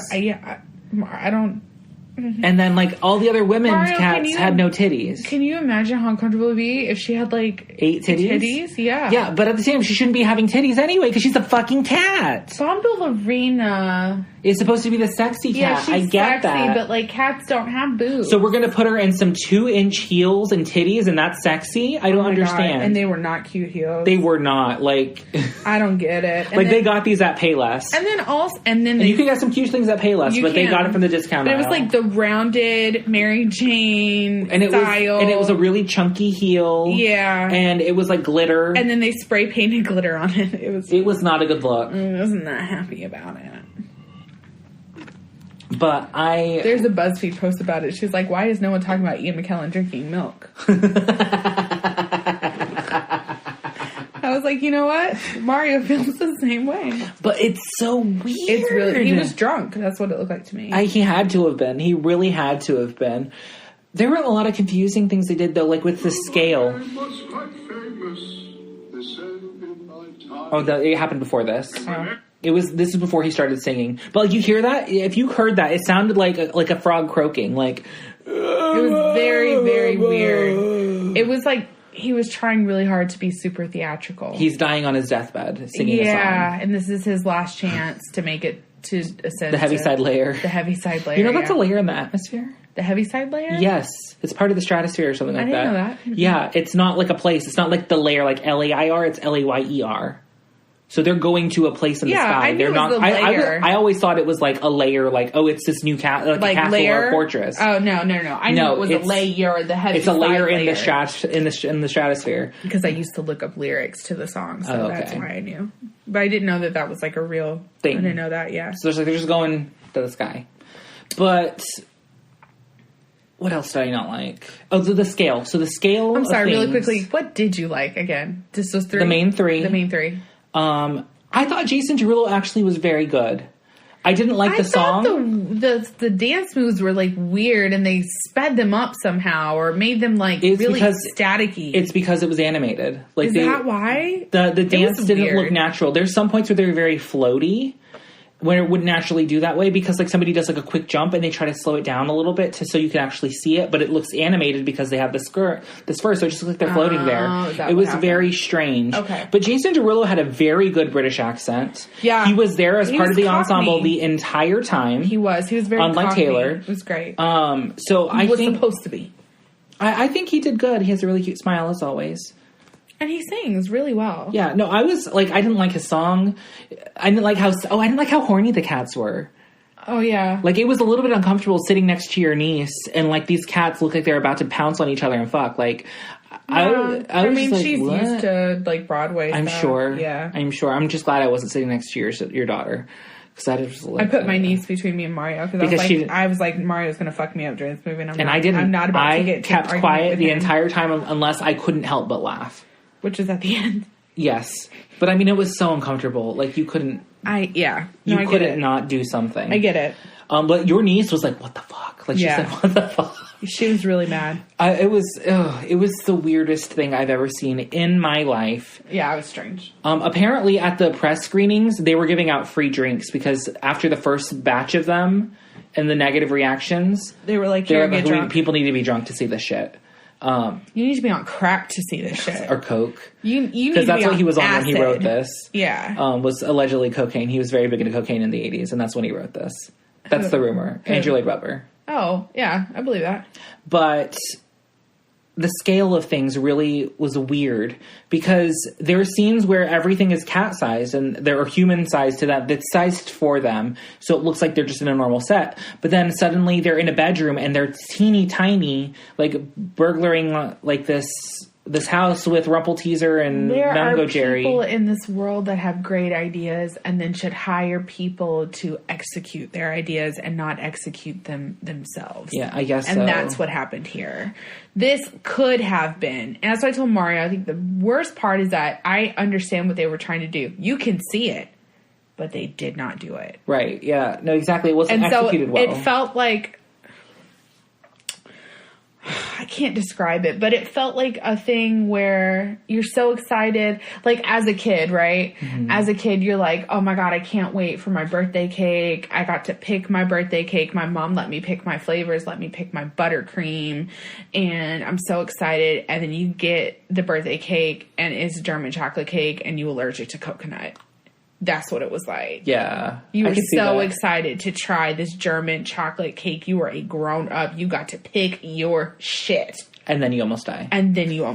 Because you went into, and I'm not talking about like you got itchy. I'm talking about like you went to the hospital, anaphylactic shock. Someone had to trach you as a 13-year-old boy. Yeah. It was that bad. Yeah. It was bad. Because, like, she went through, like, all 7 stages of grief with this movie. Oh, Mario saw them all. I did. She literally was sobbing in the theater. And then I had to process after. That took hours. And then she called me angry. I did. I was pissed. It's like, I'm mad. I went through all 7 stages of grief. Oh, my God, that's what happened. I got home, and I was in the fridge doing something, and Daniel said, and I thought, oh, it wasn't that bad, whatever. Daniel said, how was Cats? And like, you know how sometimes you let your feelings go before and then it just I just said broke. I don't want to talk about it. And I was like, I was not mad 30 seconds ago. I had to like he just looked at me and went, okay. Great, because I didn't want to talk about it either. And I was trying to be a good husband. I did my duty. And he walked away. Oh. And that's when I began to go, why am I so angry right now? And then I was like, oh, yeah. Okay. And what I tell you when we left theater is that at least I know one good thing came out of this. What was it? Taylor Swift cannot sing. Oh. She can't sing. And if you go to this movie and you still She didn't have the range for the song. She can't sing, and it's clear that she is auto-tuned in everything that she does. Damn. Well, and here's the thing. I have evidence to back this up. I pulled up, because you can get the soundtrack, guys, on Spotify. I'm not giving it my money or Me and I really wanted to, like, go through her terrible singing. So I put that song on, and then we put a different song on where it was not, like, live, right? You can hear the auto-tune. You don't even know it's there. But, like, when you hear her sing compared to an auto-tune, yes, girl, she can't sing. I mean, she's a songwriter. Yeah, and a good one. Mm-hmm. And a good one. But she was flat and pitchy in a lot of places. It was not... I can't imagine that she's proud of this. I'm surprised she didn't ask to have it taken down. She doesn't have that power. She got her money. She got her check. Yeah, and now everyone sees the fraud that you really are. But I love online people are calling this like Taylor Swift's Cats as opposed to Andrew Lloyd Webber's Cats. Oh, they're tying it to her. You know what? He doesn't claim it anyway. Well, he helped her write that song. Yeah, but they composed it together. Sure, but he didn't. He's not claiming this movie. I had nothing to do with that. That's not my child. No, I won't go on Maury. I will not send off my DNA. It was bad. But no, it was bad, guys. There were so many just weird elements. I would rent it, or if it comes on Netflix, get a group of friends and do a drinking game. Oh no, you will be so fucked. Don't do that. Or take some mushrooms. Sure, that I support.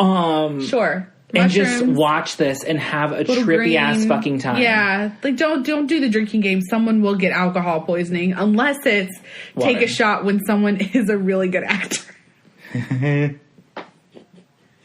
Oh my God. Sorry. It was bad, guys. I think honestly, if you are even interested in Cats, you should just get a Broadway HD subscription and watch the original. It's $8.99. It's free for the first 7 days. You can cancel it anytime. But you have to cancel it via email. And it's complicated. So maybe just bootleg it or watch it on YouTube if it's available. Oh, no, it is on YouTube. Watch it on YouTube. It absolutely is on YouTube. It's not going to be the best quality. And, of course, they do break things up so that they don't get caught. Like, the one I just showed you, McCavity, is in 2 parts. But, like, you can follow the gist of the movie. And then you can get a feel for what it should be. I will say, if you are going to watch this one, please watch the original first so that you can see that it's not just you. Like, you're not just uncomfortable and you don't understand what's going on. Like, you have to watch the first one and go, oh, this is what they were talking about. Or trying to go for. Like, you see some of those death-defying or acrobatic dance moves in the original, and they didn't have to slow shit down for that. Like, that was technically trained people on stage doing that shit. You know what I mean? There were good parts of it, but overall, like, don't waste your time. Yeah, it was... I'm like mad. a turd. It had little bits of corn that, like, were a bright spot, but the rest... Not a turd with the corn. Not a turd But the rest with the was corn. just shit. But... Turd with corn? Why is everything that we are comparing this to food? I don't know. By the way, I hate German chocolate cake. Oh, I love German chocolate. Oh, I hate it. Do you like Black Forest cake? That's the one with the cherries. No, I mean, it's just chocolate cake, right? But it has, like, cherries and, like, a special icing and stuff. Like, it's like a ganache, I think. Oh, maybe I haven't had it. It's good. Maybe I haven't had it then. But anyway, the cake's a lie. Well, One year, Daniel forgot my birthday, and his mom gave him money to go buy me a cake. Do you know what kind of cake he bought? German chocolate He cake. bought German chocolate cake. She divorced him. I did not. That man is such a good man. I didn't eat that. I didn't eat that fucking cake, though. I hate German chocolate cake. You don't like coconut? I love coconut.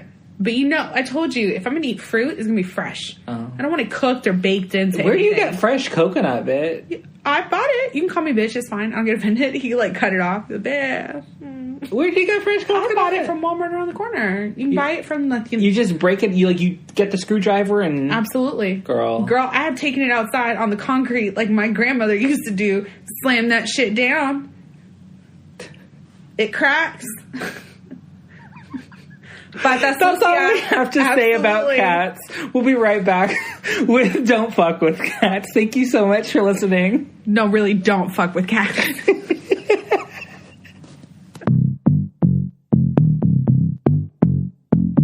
Okay, welcome back. I'm so funny. Now we're going to talk about the new Netflix documentary, Don't Fuck With Cats. It's a 3-part, 3-hour documentary that is currently available for streaming, and we highly recommend you watch. Netflix highly recommends that you watch because it is pulling up in everybody. It's like, good. It's good as shit. Good. Like, it's good as shit. I was riveted. the entire time.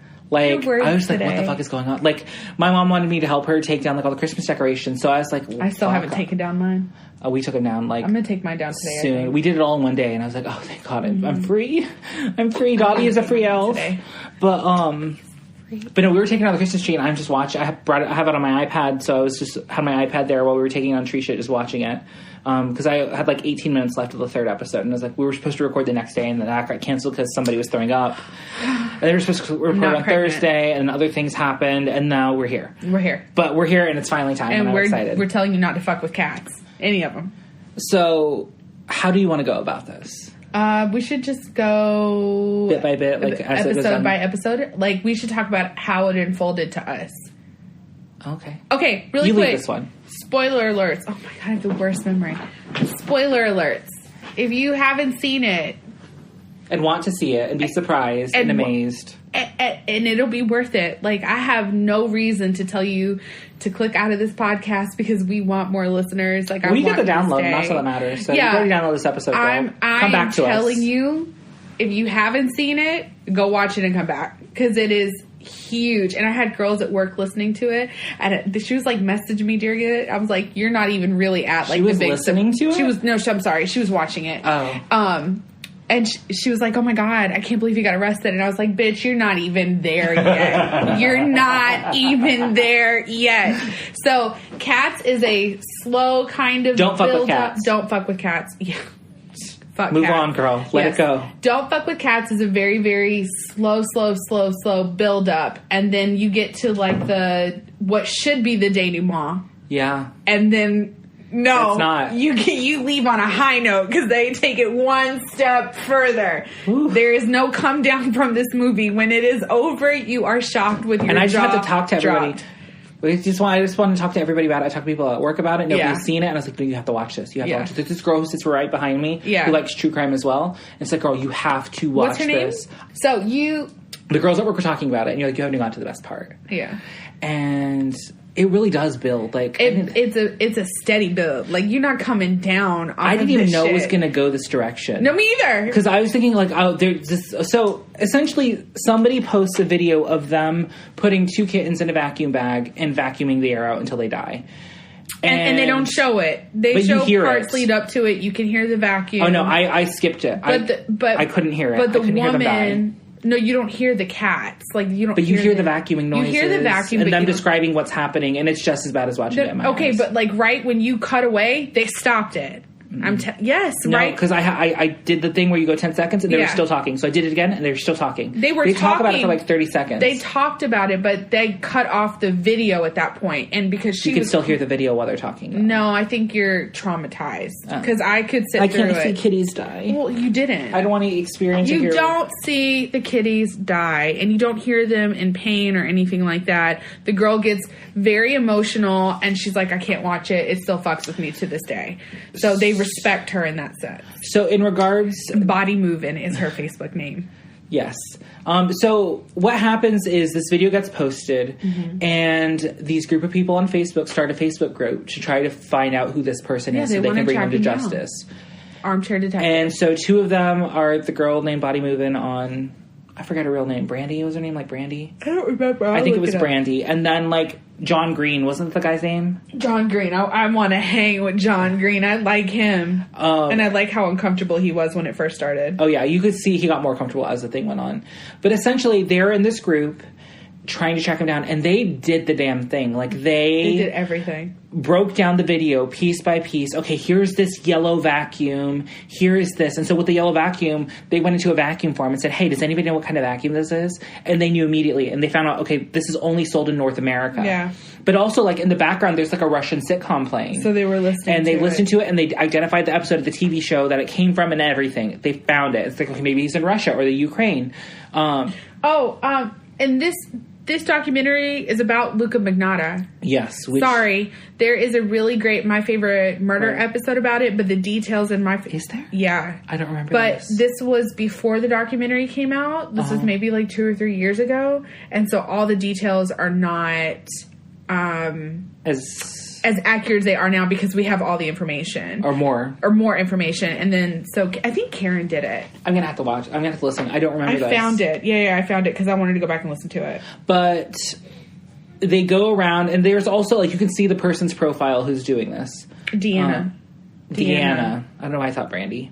But, like, you see the side of his face when he's vacuuming him, and they try and trace him down. And this, like, TV show, is it a TV show, gets involved where they, like, try and stop people who are hurting pets. And they put out a $5,000 reward for anybody who can help them find information about it. And so the internet goes crazy. Everybody joins this Facebook group that they had already made. Yeah. And they're trying to track him. And then he infiltrates. Some people in the group are not really as serious about it. No, they're just like, fuck this. Yeah, so they actually formed their own separate subgroup. But the reason they did that, though, was because Luca Magnotta joined the group under a fake profile. Oh, yeah, that's right. And he was leaving messages, I know you're trying to find me, you're never going to find me. And, he had, like, a YouTube page. He would fuck with them. And the only liked video on that YouTube page was the trailer for Catch Me If You Can. Yeah. Like, he was literally, like, demented. He was fucking with them using the internet, and he thought he was so clever. And so they didn't know it was him at first. So they do a separate Facebook group for people they trust and know that they're serious about this. Because what ends up happening with the other Facebook group is because this TV show got involved, they immediately pinned it on this one person who was a troll. And the entire Facebook group went and attacked him online, and he killed himself. He committed suicide as a result. And it was a fucked situation. Of course, you shouldn't be pretending this, but at the same time, if you're just trolling people...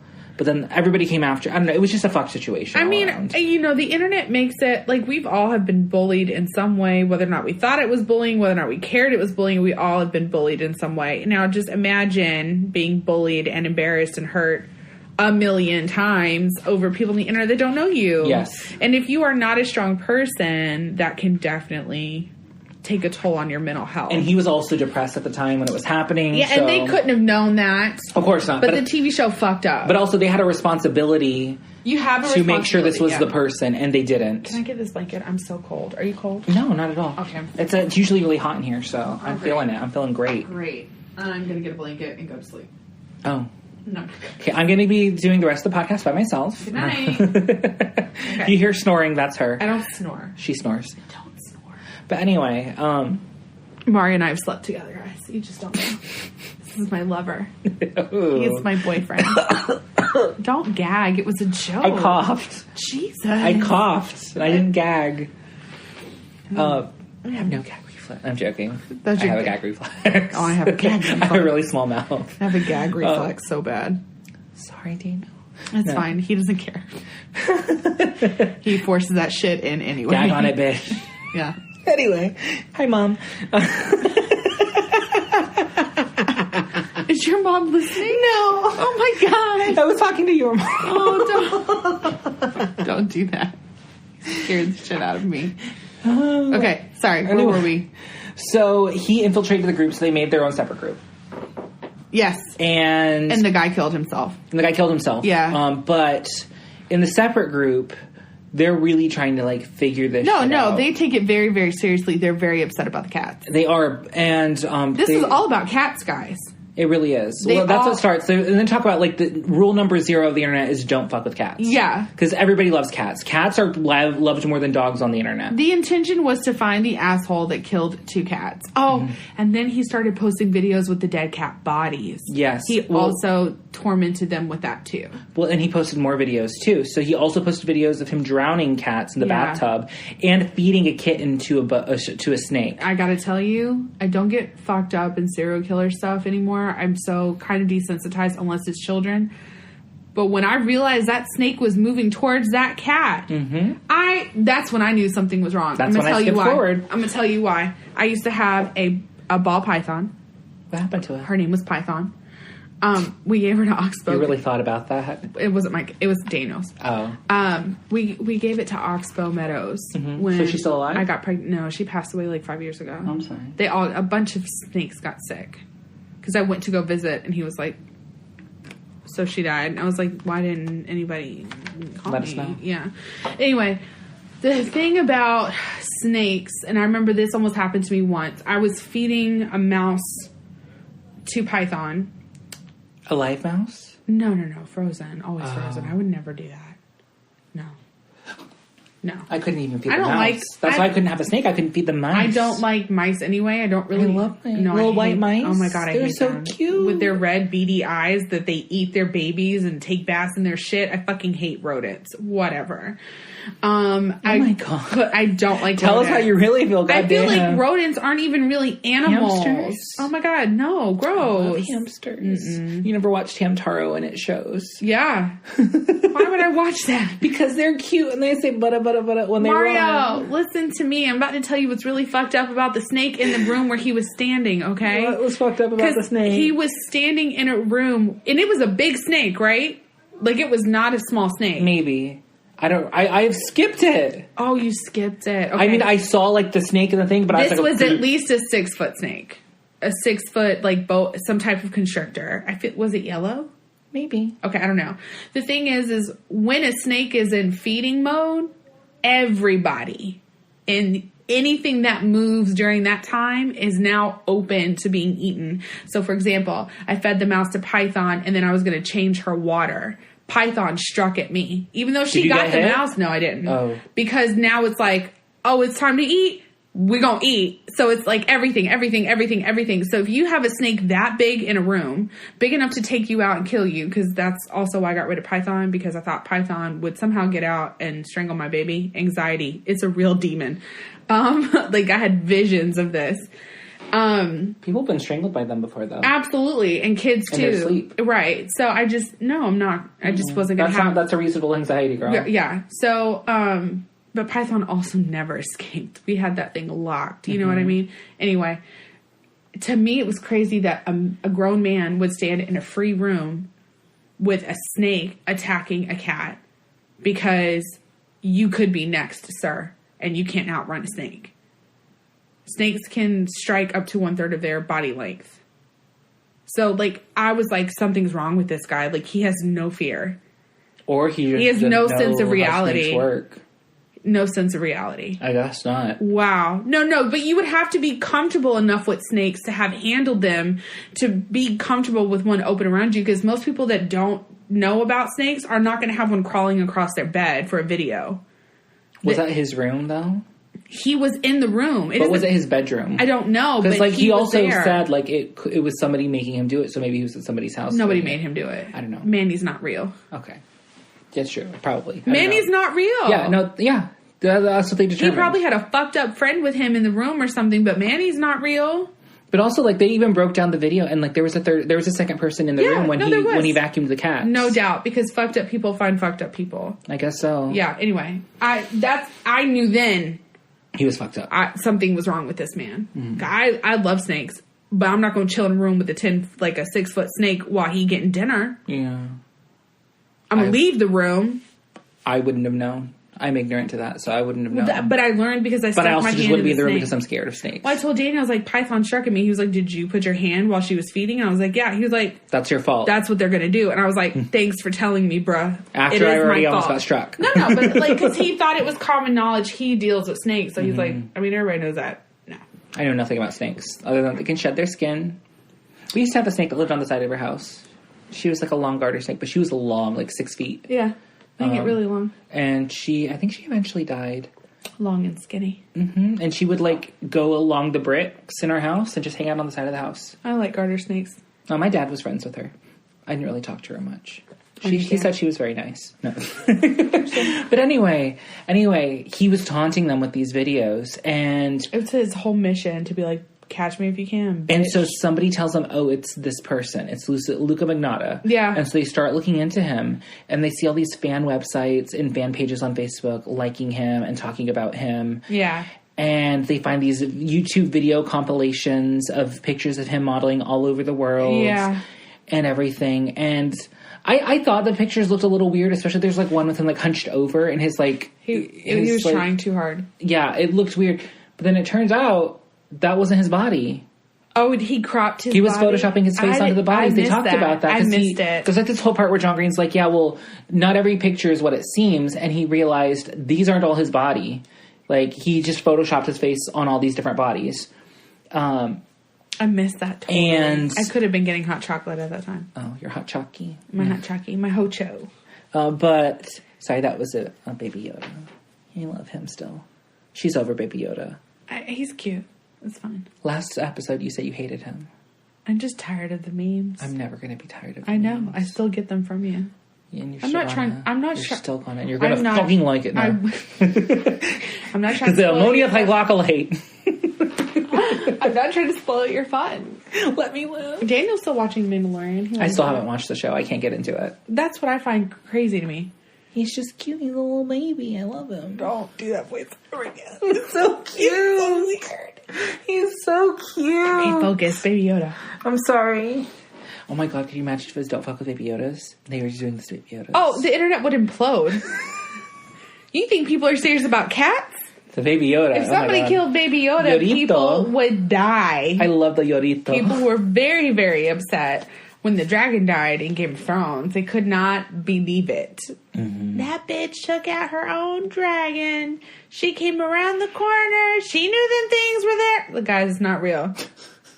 She not real. The dragon's not real. Yes, I'm invested too. Yes, it was a dumb move. What are you gonna do? Yeah. But anyway, back to the show.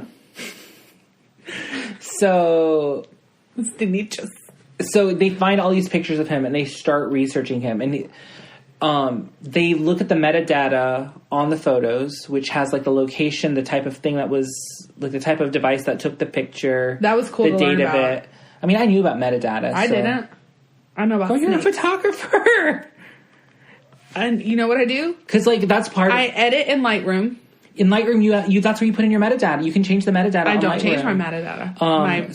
So you can make it like copyright into you. So if somebody were to say, "Oh, this is my photo," you can go into the metadata. I have a copyright like watermark on it. Yeah. Oh, okay, but like if they Photoshop that out, you can Photoshop that out easily with Photoshop CS5. No one said I was a professional. I would just do it as a hobby. Well, yeah, well, you should do this now, so they know with I the have metadata. to take pictures it's yours. for Val this month too, so I'll do that. There you go. Yeah, and it's just so they know it's yours. So if somebody were trying to claim it as somebody else's, they can look at the metadata. You're gonna have to show me the next time I edit some of the copy. pictures. Okay. It's been like literally 7 years, but I could probably figure it out. Okay, great. Anyway. Thank you. Anyway. Tech sesh. They look at the metadata and kind of locate or figure out he's in Canada. Yeah. And they look at this one picture of him on a balcony. And that was the one that they found metadata on, right? No, that was a different one. Oh, okay. That was the one that's how they determined he moved from Toronto to Montreal. That's right. They figure out somehow else he's in Toronto. I think it's based off just what's around him. But he's actually in a suburb of Toronto. It was the gas stations. Well, not even that. That's what helped them track him down. So there was something that helped them determine he was in Toronto. So they looked at that picture and saw, okay, this gas station. How many of these gas stations are in Toronto? Yeah. And there was like an 8-block radius where there was like 5 million of them were. No, but there was like 1 million of them. And then they realized... How did they narrow it down? They realized he wasn't in Toronto. He was in a suburb of Toronto. And in that suburb of Toronto, there was only 6. Got it. And so they went into Google Maps and looked around, and they found that exact intersection and the building that he was living in. And I've done that before. And so they called the cops on that building, and they went, and they're like, no, that person left. He moved to Russia. Yeah. And they're like, what the fuck? Yeah. And so the case went cold. And then he uploaded another video of pictures of him for, like, pretending to be his own fans. Because he made all these fan websites dedicated to him because he's trying to be an actor. But then let's also not forget that he claimed that what's her name... Oh my That's God. how they found out he was in Toronto. That's how he called a radio station in Toronto, and he the Glamour Girl? Is that? Am I messing up? I forgot. Isn't the one that killed her little sister? Like he raped and killed the little sister. It was a couple, and she only got off because she talked. And so essentially there was like the serial killer couple, and he went on this radio station saying, and he was doing this to get fame, saying, I'm a famous model, and they're saying that I was associated with this female serial killer and dating her, and it's destroyed my career, and I'm really pissed about it. And so they interviewed him about it on the radio or whatever, and that's how they found out he's in Toronto. And so that's how they tracked him down. And then once they got to that point where he moved, it went cold. And then he uploaded another video. And within the video, he had a new photo that they hadn't seen before, and they found the metadata for that photo, and it was based in Montreal, Quebec, which I've been there. And so the whole time I was like, oh my God, I've been there. I've seen these things. God, I was so excited. I love it when that happens. It's like, I've been there. It's just like in the Wonder Woman trailer. They're at the Modern Art Museum in Washington, D.C., and I've been there, like in that exact spot they were standing. And I was like, holy shit, I've been there. It was very exciting. Anyway, they track him down that he's in Montreal, and they go, like... What's her name again? Deanna and John. Yeah. Deanna and John go through Street View and just try to find... Karla Homolka. I'm so sorry. He claimed that Karla Homolka, they're the Ken and Barbie killers. That's it. And they killed like 3 or 4 people before they were caught. And it was a husband and wife. And he was claiming that the wife was saying that was her boyfriend, and it was causing him to lose jobs because it was so terrible to be associated with the Ken and Barbie killers. Mm-hmm. And, like, she's in the corner trying not to get put in prison. Like, bitch, I don't know you. Mm-hmm. Stop talking. Like, he would make shit up. To try and get attention. Everything was about attention. He wants to be famous. He actually originally moved to Toronto. It turns out he moved to Toronto to be an actor and a singer. And then he ended up, not a singer, an actor and a model. Yeah. And it wasn't successful, so he ended up becoming a rent boy. But we'll get to that later when we find out more about him. Yes. But, so they find out he's in Montreal. They go through Street View because he's on a very unique-looking staircase. Yeah. And they find out it's near, like, the university there, and it's on the specific street, and they figure it out. They're like, oh, my God, he's in Montreal. John Green and Deanna are dedicated. Internet sleuthers. They should be out there solving crimes. Solving crimes.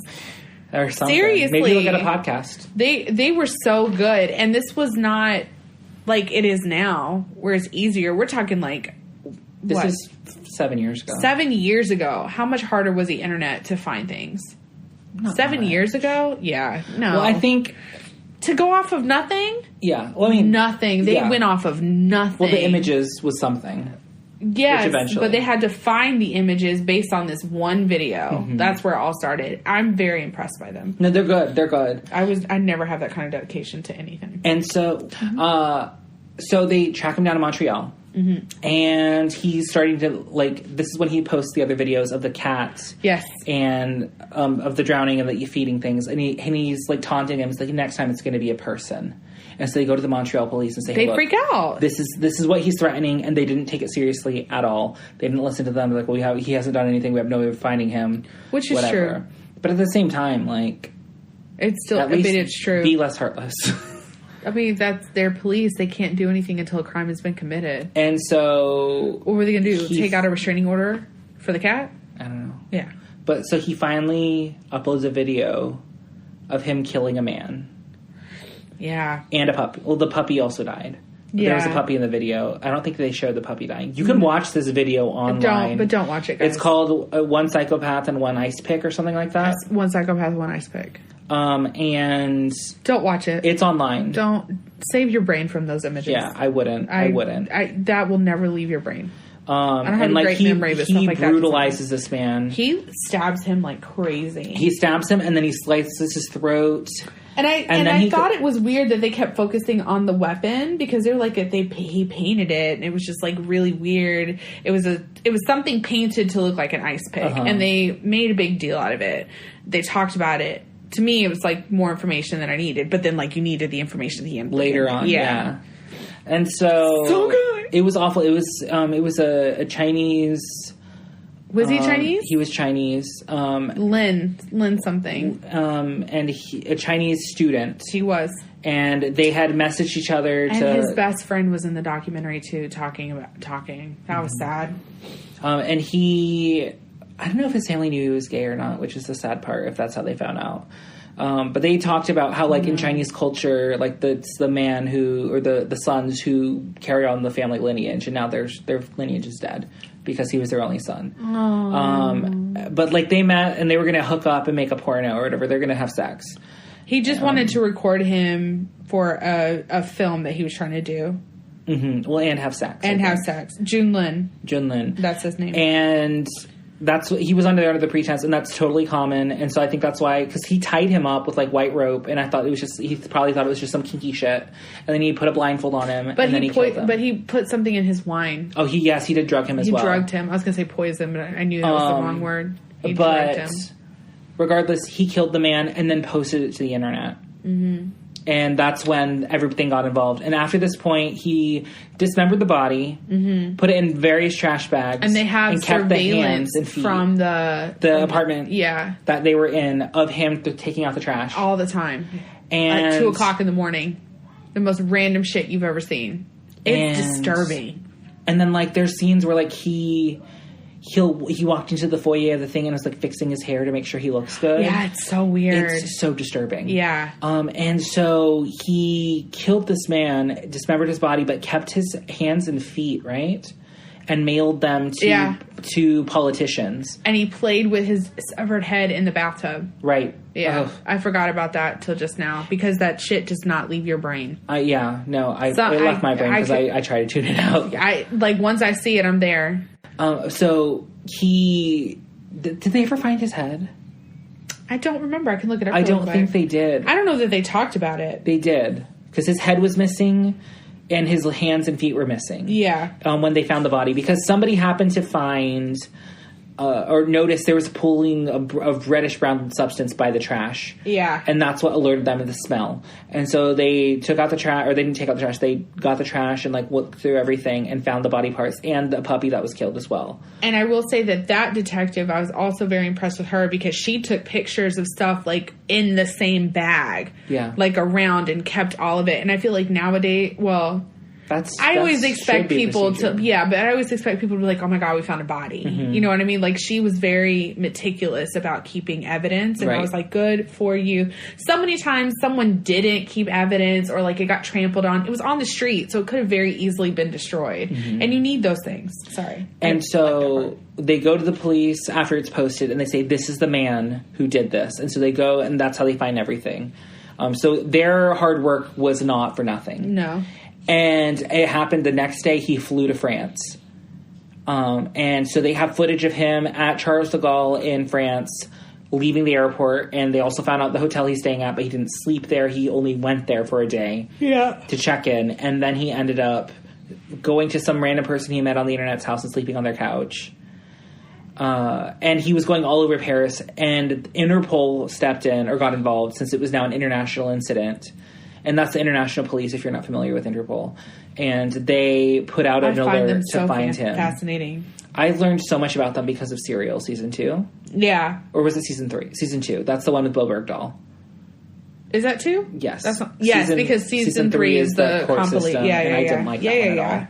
I hope they do a single case next time, because I could not get into Season 3. Yeah, I'm with you. But Interpol was involved, and so everybody's searching for him. They're alerting all the media, so everybody sees his face on TV, and he's just going around Paris, and people are reporting they've seen him, and they're literally getting hundreds of sightings, and they have to go to each sighting and interview the person to verify if it's valid or not. Do you want to know about the head? Did they find the head? They did. Where? In a park. Just chilling. On a bench or something? Or I don't know if it was on a bench. It just said it confirmed that a severed head was found in a city park over the weekend, and it belonged to a murdered Chinese student, Jinlin. Oh my god, that's awful. Near a small lake. Ugh. But now I want to go to this park. Agrenon. Just to be where the severed head was? Listen. You have a problem. I know. No, and so... It's dark in here, guys. It actually is. In my brain. Oh. The lights on above are usually on, but they're not today. Yeah. We have lamps on instead. I'm chilling. But anyway, he goes to France, and they see him all over France. Mm-hmm. Or all over Paris, specifically. Yeah, because they're flashing his picture and asking about him and stuff. And so, finally, he's on the news, right? He's on the news and stuff. He was called like the Butcher Killer or something like that. The Butcher of Montreal. The Butcher of Montreal. Because he stabbed him with a screwdriver. Yeah. Multiple times. And he gave him and chopped his body up. Yeah, they gave him a paralytic. So imagine being... paralyzed and your body's being chopped up. Yeah. Oh my god. It's so awful. Sad. It's an awful way to die. Oh my god. This is why... It just shows how much of a monster this person is. If Daniel and I ever were not together... Please let that never happen. I would never date again. See, that's why I'm scared of dating. I'd have like 55 vibrators. God.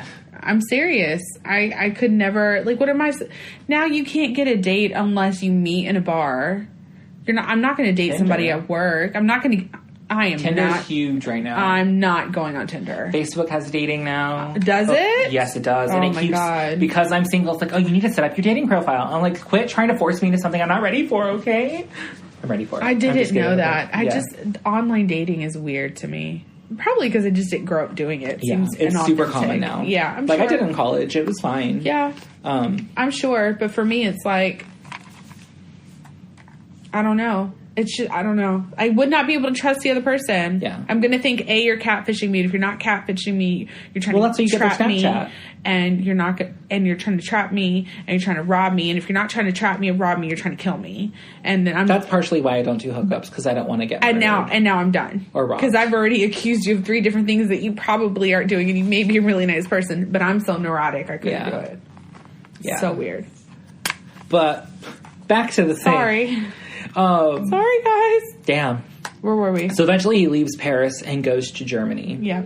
And he's in Berlin, and this is how he gets caught. This is my favorite thing of all time. This is such a German thing. I love it. Awesome. I laughed. So, like, he goes into an internet cafe, and mind you, the owner of the internet cafe, who's working at the front of the thing where he walks in to, like, check people in, happened to be reading about him on the news, and then he turns, and he is there. Woo! And he's like my dream okay, yeah. And he's like, yeah, I want to use the internet. He's like, okay, cool. You have 7 minutes at a time if you pay for it, whatever. And so he takes him to the back, and he's like, is this the person? Is this not the person? I'm not sure. So he takes him to the back, puts him at his computer to go. So ridiculous. He goes back to the front, checks it again, and he's like, okay, well, let me go back there now and take out the trash. Yeah.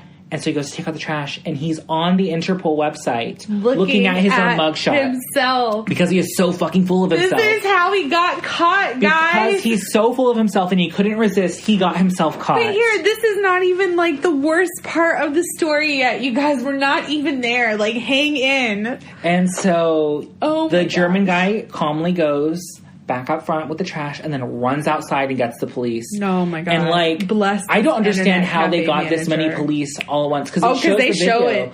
They show the video of it. And it was like a clown car of police going in that internet cafe. He had nowhere to go. And they took him out in handcuffs. And then no airline would want him on their flight, so they had to get the Canadian military to bring a plane over to Europe just to fly him home.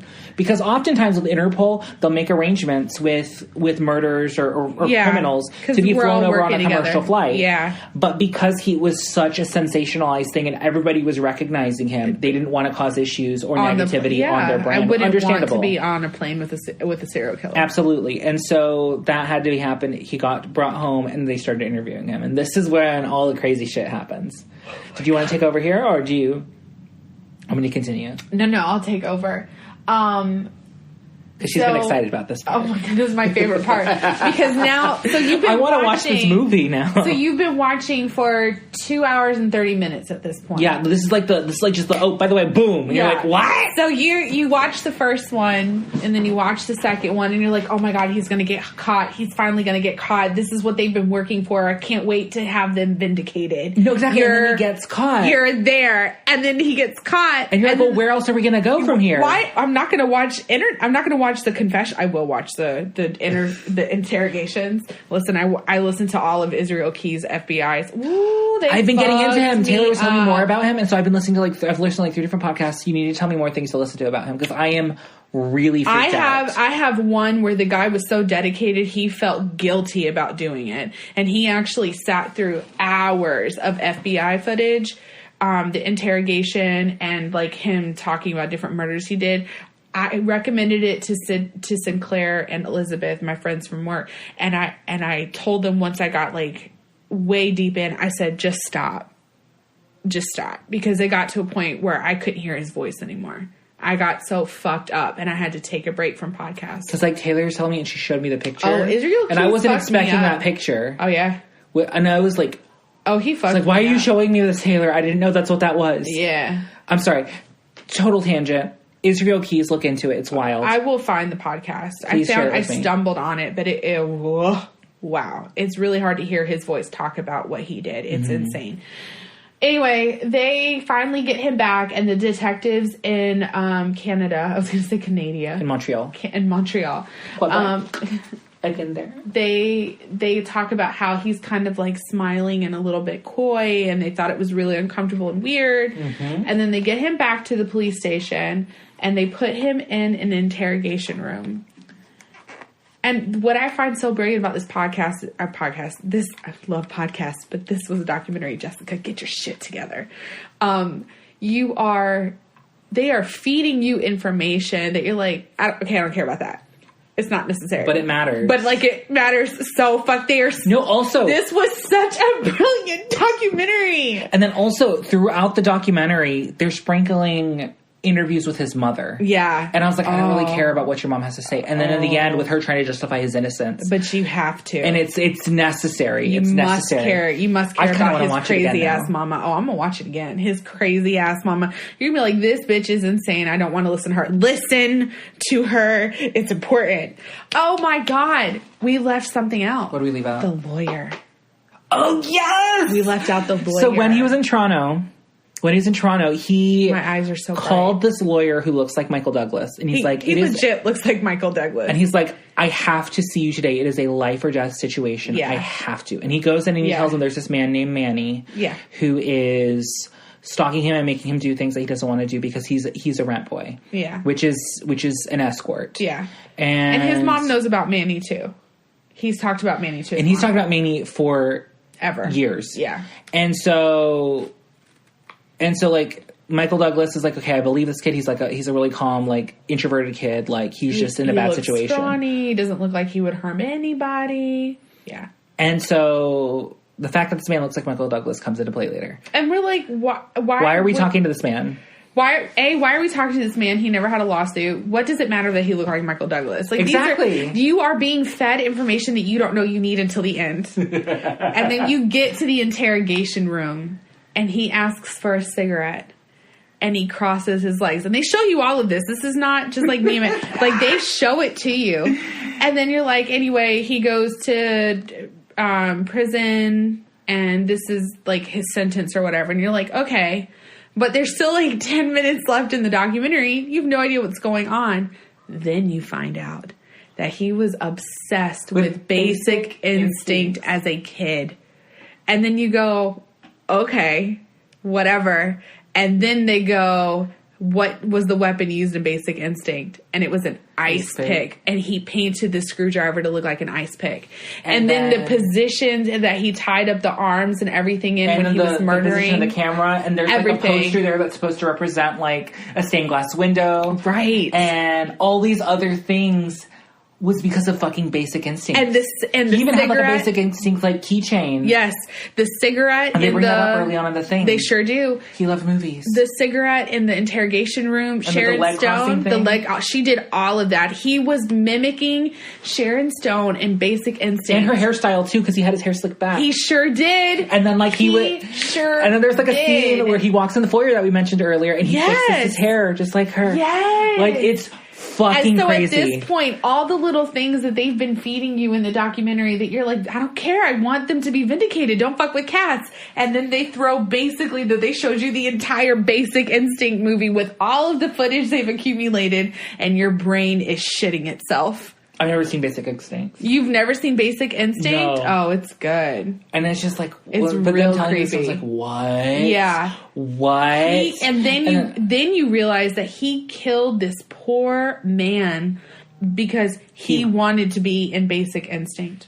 So basically, you find out that you've been watching someone plan, because at first you think, oh, he's crazy and he's doing things on a whim. No, bitch. He planned this. This was planned out. He knew he was going to end up in an interrogation room, and he crossed his pretty little legs and he lit that fucking cigarette. And showed off his pussy. Oh, yes, he did, because that's what happened.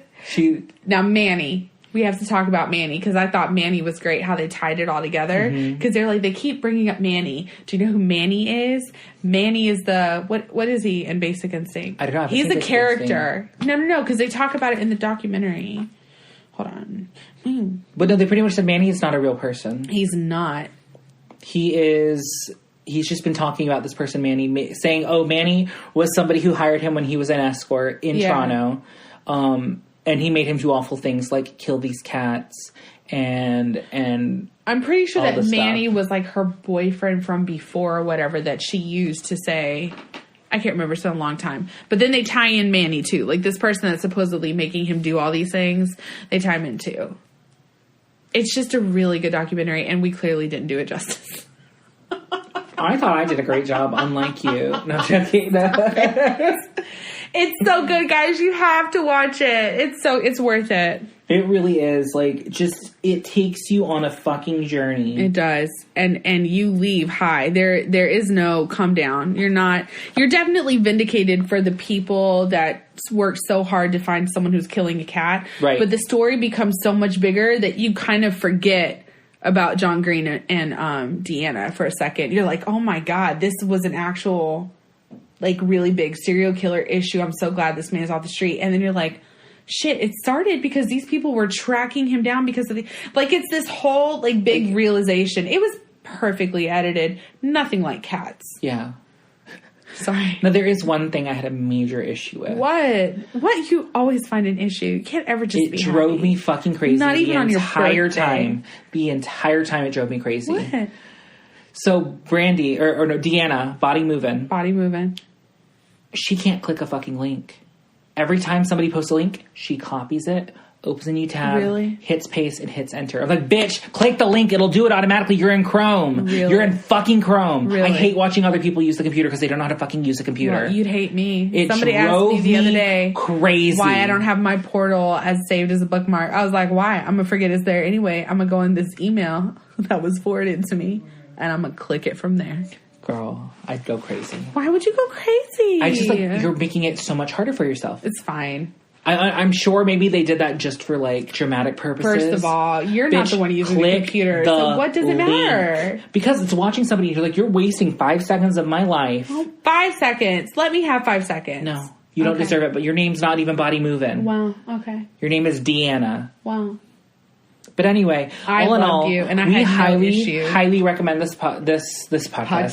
This our podcast. We highly recommend our podcast. No, you didn't. Like, rate, and review it on iTunes. No, we highly recommend this documentary on Netflix. It's Watch so good, it. guys. Send us emails what you think about it if you like want. real life Black Mirror. Kind of. It's like I real can't believe Black somebody's Mirror. this dedicated to a fucking movie. Like, I'll reenact like Miss Congeniality, no problem, but not Basic Instinct. Good fuck. I gotta be Gracie. Okay, you can be Gracie. Who are you gonna be? Are you gonna be Candace Bergen? Are you gonna try and blow somebody up? Yeah, I'll do her. I don't want you to go to jail. Guys, I have the perfect person in mind. Who am I gonna be? Candace Bergen. Okay. You can be Miss Rhode Island. Okay. I think I might want to be Miss Texas, though.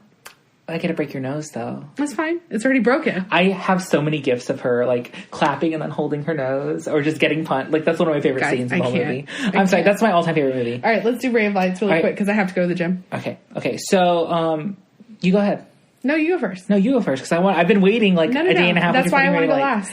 Oh my gosh! So I have a lot of Ray of Lights. I've been hanging out with new friends more, and I'm really excited about that.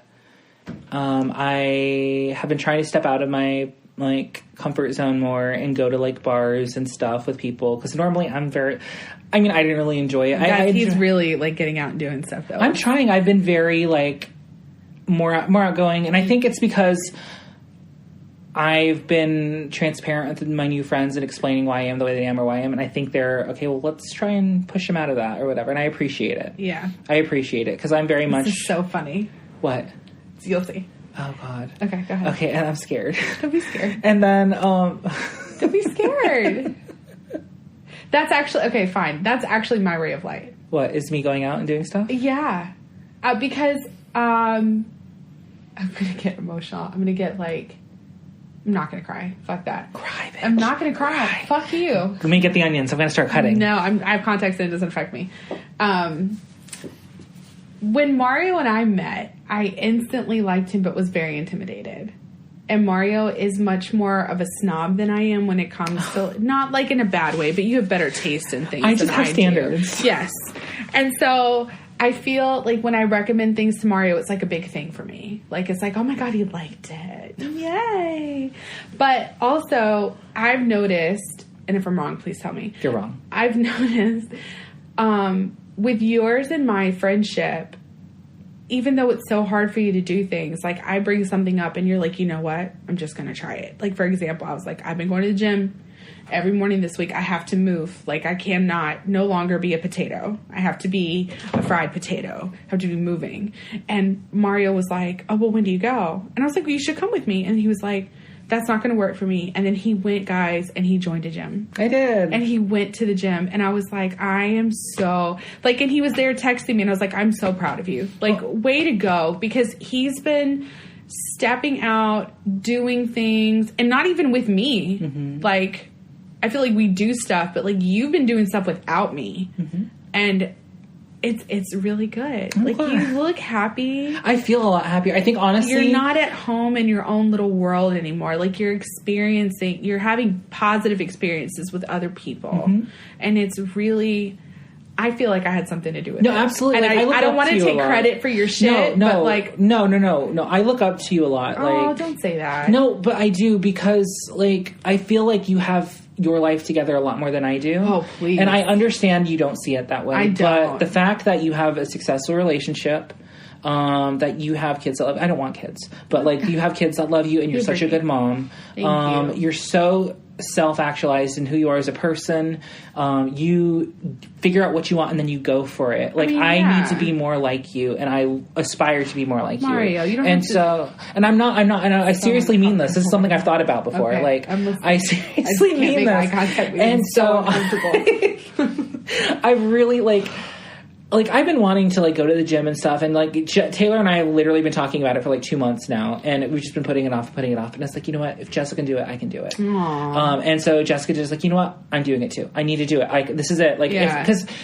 At this point, like, what do we have to fucking lose? Exactly. Well, $20, but it's worth it. No, I won't let you. It's worth it. No, and also, like, I've had fun. Like, it's enjoyed, and also going with a friend, because my friend Taylor and I are going to the gym together. Yes. We're actually going today, too, not immediately after this, but after she gets off work. I'm running to a spin class as soon as we end this podcast. And so, like, It's been fun. I'm excited. I feel like, I don't know, I want to be in a better place.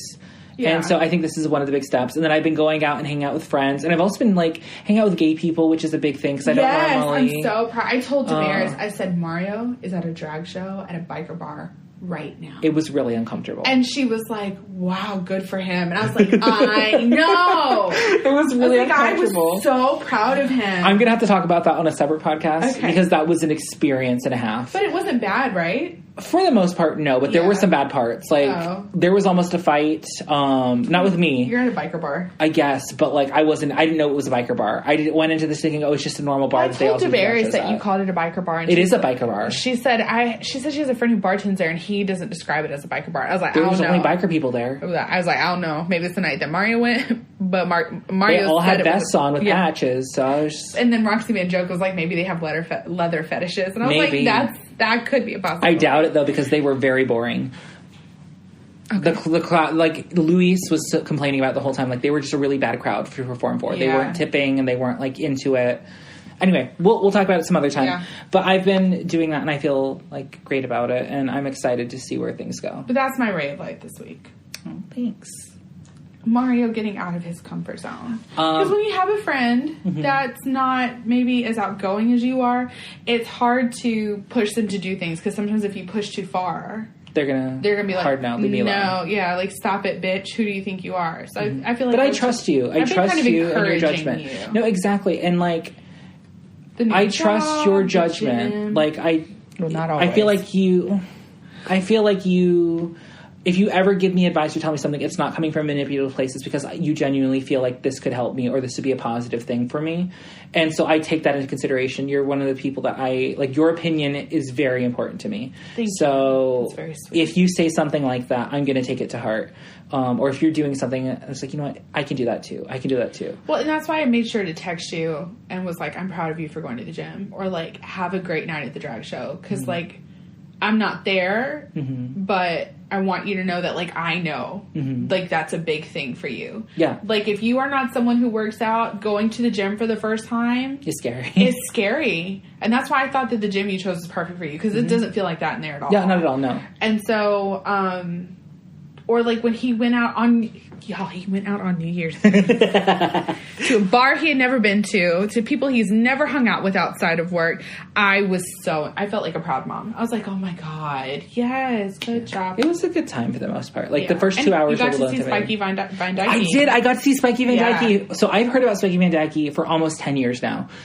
He's a very famous drag king in the Southeast. When they said Spiky Van Dyke at the first drag show we went to, Mario said, fuck me. Really loud. It was like my favorite moment of the whole night. Because, like, I've heard so much about Spiky, and they also said Shauna Brooks, who I've also heard a lot about. Right. That's Nicole Paige Brooks' drag mother, who was, like, a Rue girl. And I was like, oh my God. Okay. But anyway, I've got to do a lot of cool things since, like, we've taken a break, and I'll talk about it more at a later time. You want to do, like, an update next week? We can. Yeah, we can do an update on all the things you've been experiencing. I had another ray of light, but I don't remember what it is now. I'm your ray of light. Yeah, there we go. I saw Star Wars, and I liked it. Oh, I watched Aladdin on Disney Plus last night. It? Oh, great. Really? Really good. Okay, I might have to check it out. It's very modernized, but, like, it makes sense. But I heard, like, they sped it up in some weird places. Like, during the dancing, they're just, like really crazy fast. I didn't notice. But, again, you notice stuff like that. I don't. Yeah. It was modernized, for sure.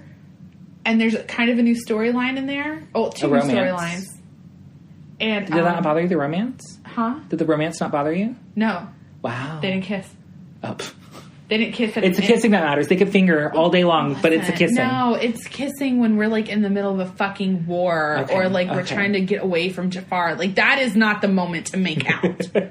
I'm just saying. Anyway, and of course no one kissing, they get an arrow through both heads. Exactly. That's what would happen in real life. No, and I have to just say this. I did like Aladdin. Nobody, and I mean nobody, can touch Robin Williams. Will Smith did not try to be Robin Williams. He tried to be Will Smith as a genie, and I thought he did great. Although there is an uncanny valley situation with him. Yeah, I noticed it, and I was like, "Oh, that's what Mario's talking about." But I mean, you saw fucking Cats. How did you not get it then? I was listening and looking at dancing. I can't do more than one thing at once. But I'm glad you enjoyed it. It was really, really good. Maybe I'll check it out. Maybe I'll check it out. It's I don't on know. Disney Plus. That's why I watched it. And that's probably the only reason I'd probably try watching it. I just didn't have any desire. Just like I have no desire to see the new Lion King. Well, last night said Damaris. Because it was me, Damaris, Kaden, and Roxy, and Madeline who watched it. And she goes, I'm going to say something, and I feel like I'm going to be, I don't know what she said, like badgered or something. And she said, because I was sitting on one end of the couch, Roxy was on the other, Damaris was in between. She said, I've never seen the original Aladdin. What? Roxy turned and said, what? And she said, Jessica has laser beam eyes. I was so offended. I was like, she's the first brown princess. What do you mean? And she was like, I know, and I know. And so when it was over, I went to the real Aladdin so that she could see... You made her watch that too? I know. I don't know if they watched it after I left, but I wanted her to see the Prince Ali song because they didn't do the commentary because no one is like Robin Williams. And I get it. You know, it's like fabulous Harry. I love the feathers. You know, that part. I love that part, but they don't do it. Mm-hmm. And so I just didn't. Do they have the edited version? Of what? Aladdin. The old version. Because they edited out some things from the original I don't know. Aladdin. I haven't watched Aladdin. Because there's things about like getting your hands chopped off for being a thief. That's not in the new one at all. No, but in the current release of I don't know. Aladdin, I believe they edited that out. I haven't watched it, so I don't know. But they actually tied the story really well. Like, you figure out why Jasmine's mom isn't around. She died. You figure out, like, why Jafar is so crazy. He's gay. He's got, like, a storyline. I just thought it was really good. Like, it's never going to be as good as a cartoon. Of course. But it was really good. I really enjoyed grab. it. Yeah. But it was a good cash grab. But all in all, this has been a fun week. Yay. I'm glad we're back on the saddle because I feel like I missed it. I missed talking. I missed it too. I missed talking too. But we'll see you guys next week. Like, rate, review on all the different things, Stitcher, Spotify. Look, wherever you click to listen, just give us a like, rate, or review there. Please. Wherever you want. Because I feel like we're getting more listeners now. It seems that way. If we've gained like 10. But still, that's a lot for us. We have a new listening demographic now. We do. Yeah. Based off of movies and which is true crime. We're going to be a true crime movie review podcast. Potentially. Now. Yeah. Potentially. But we'll see you guys next time. I'm Mario. I'm Jessica. And bye. Have a passionate day. You too.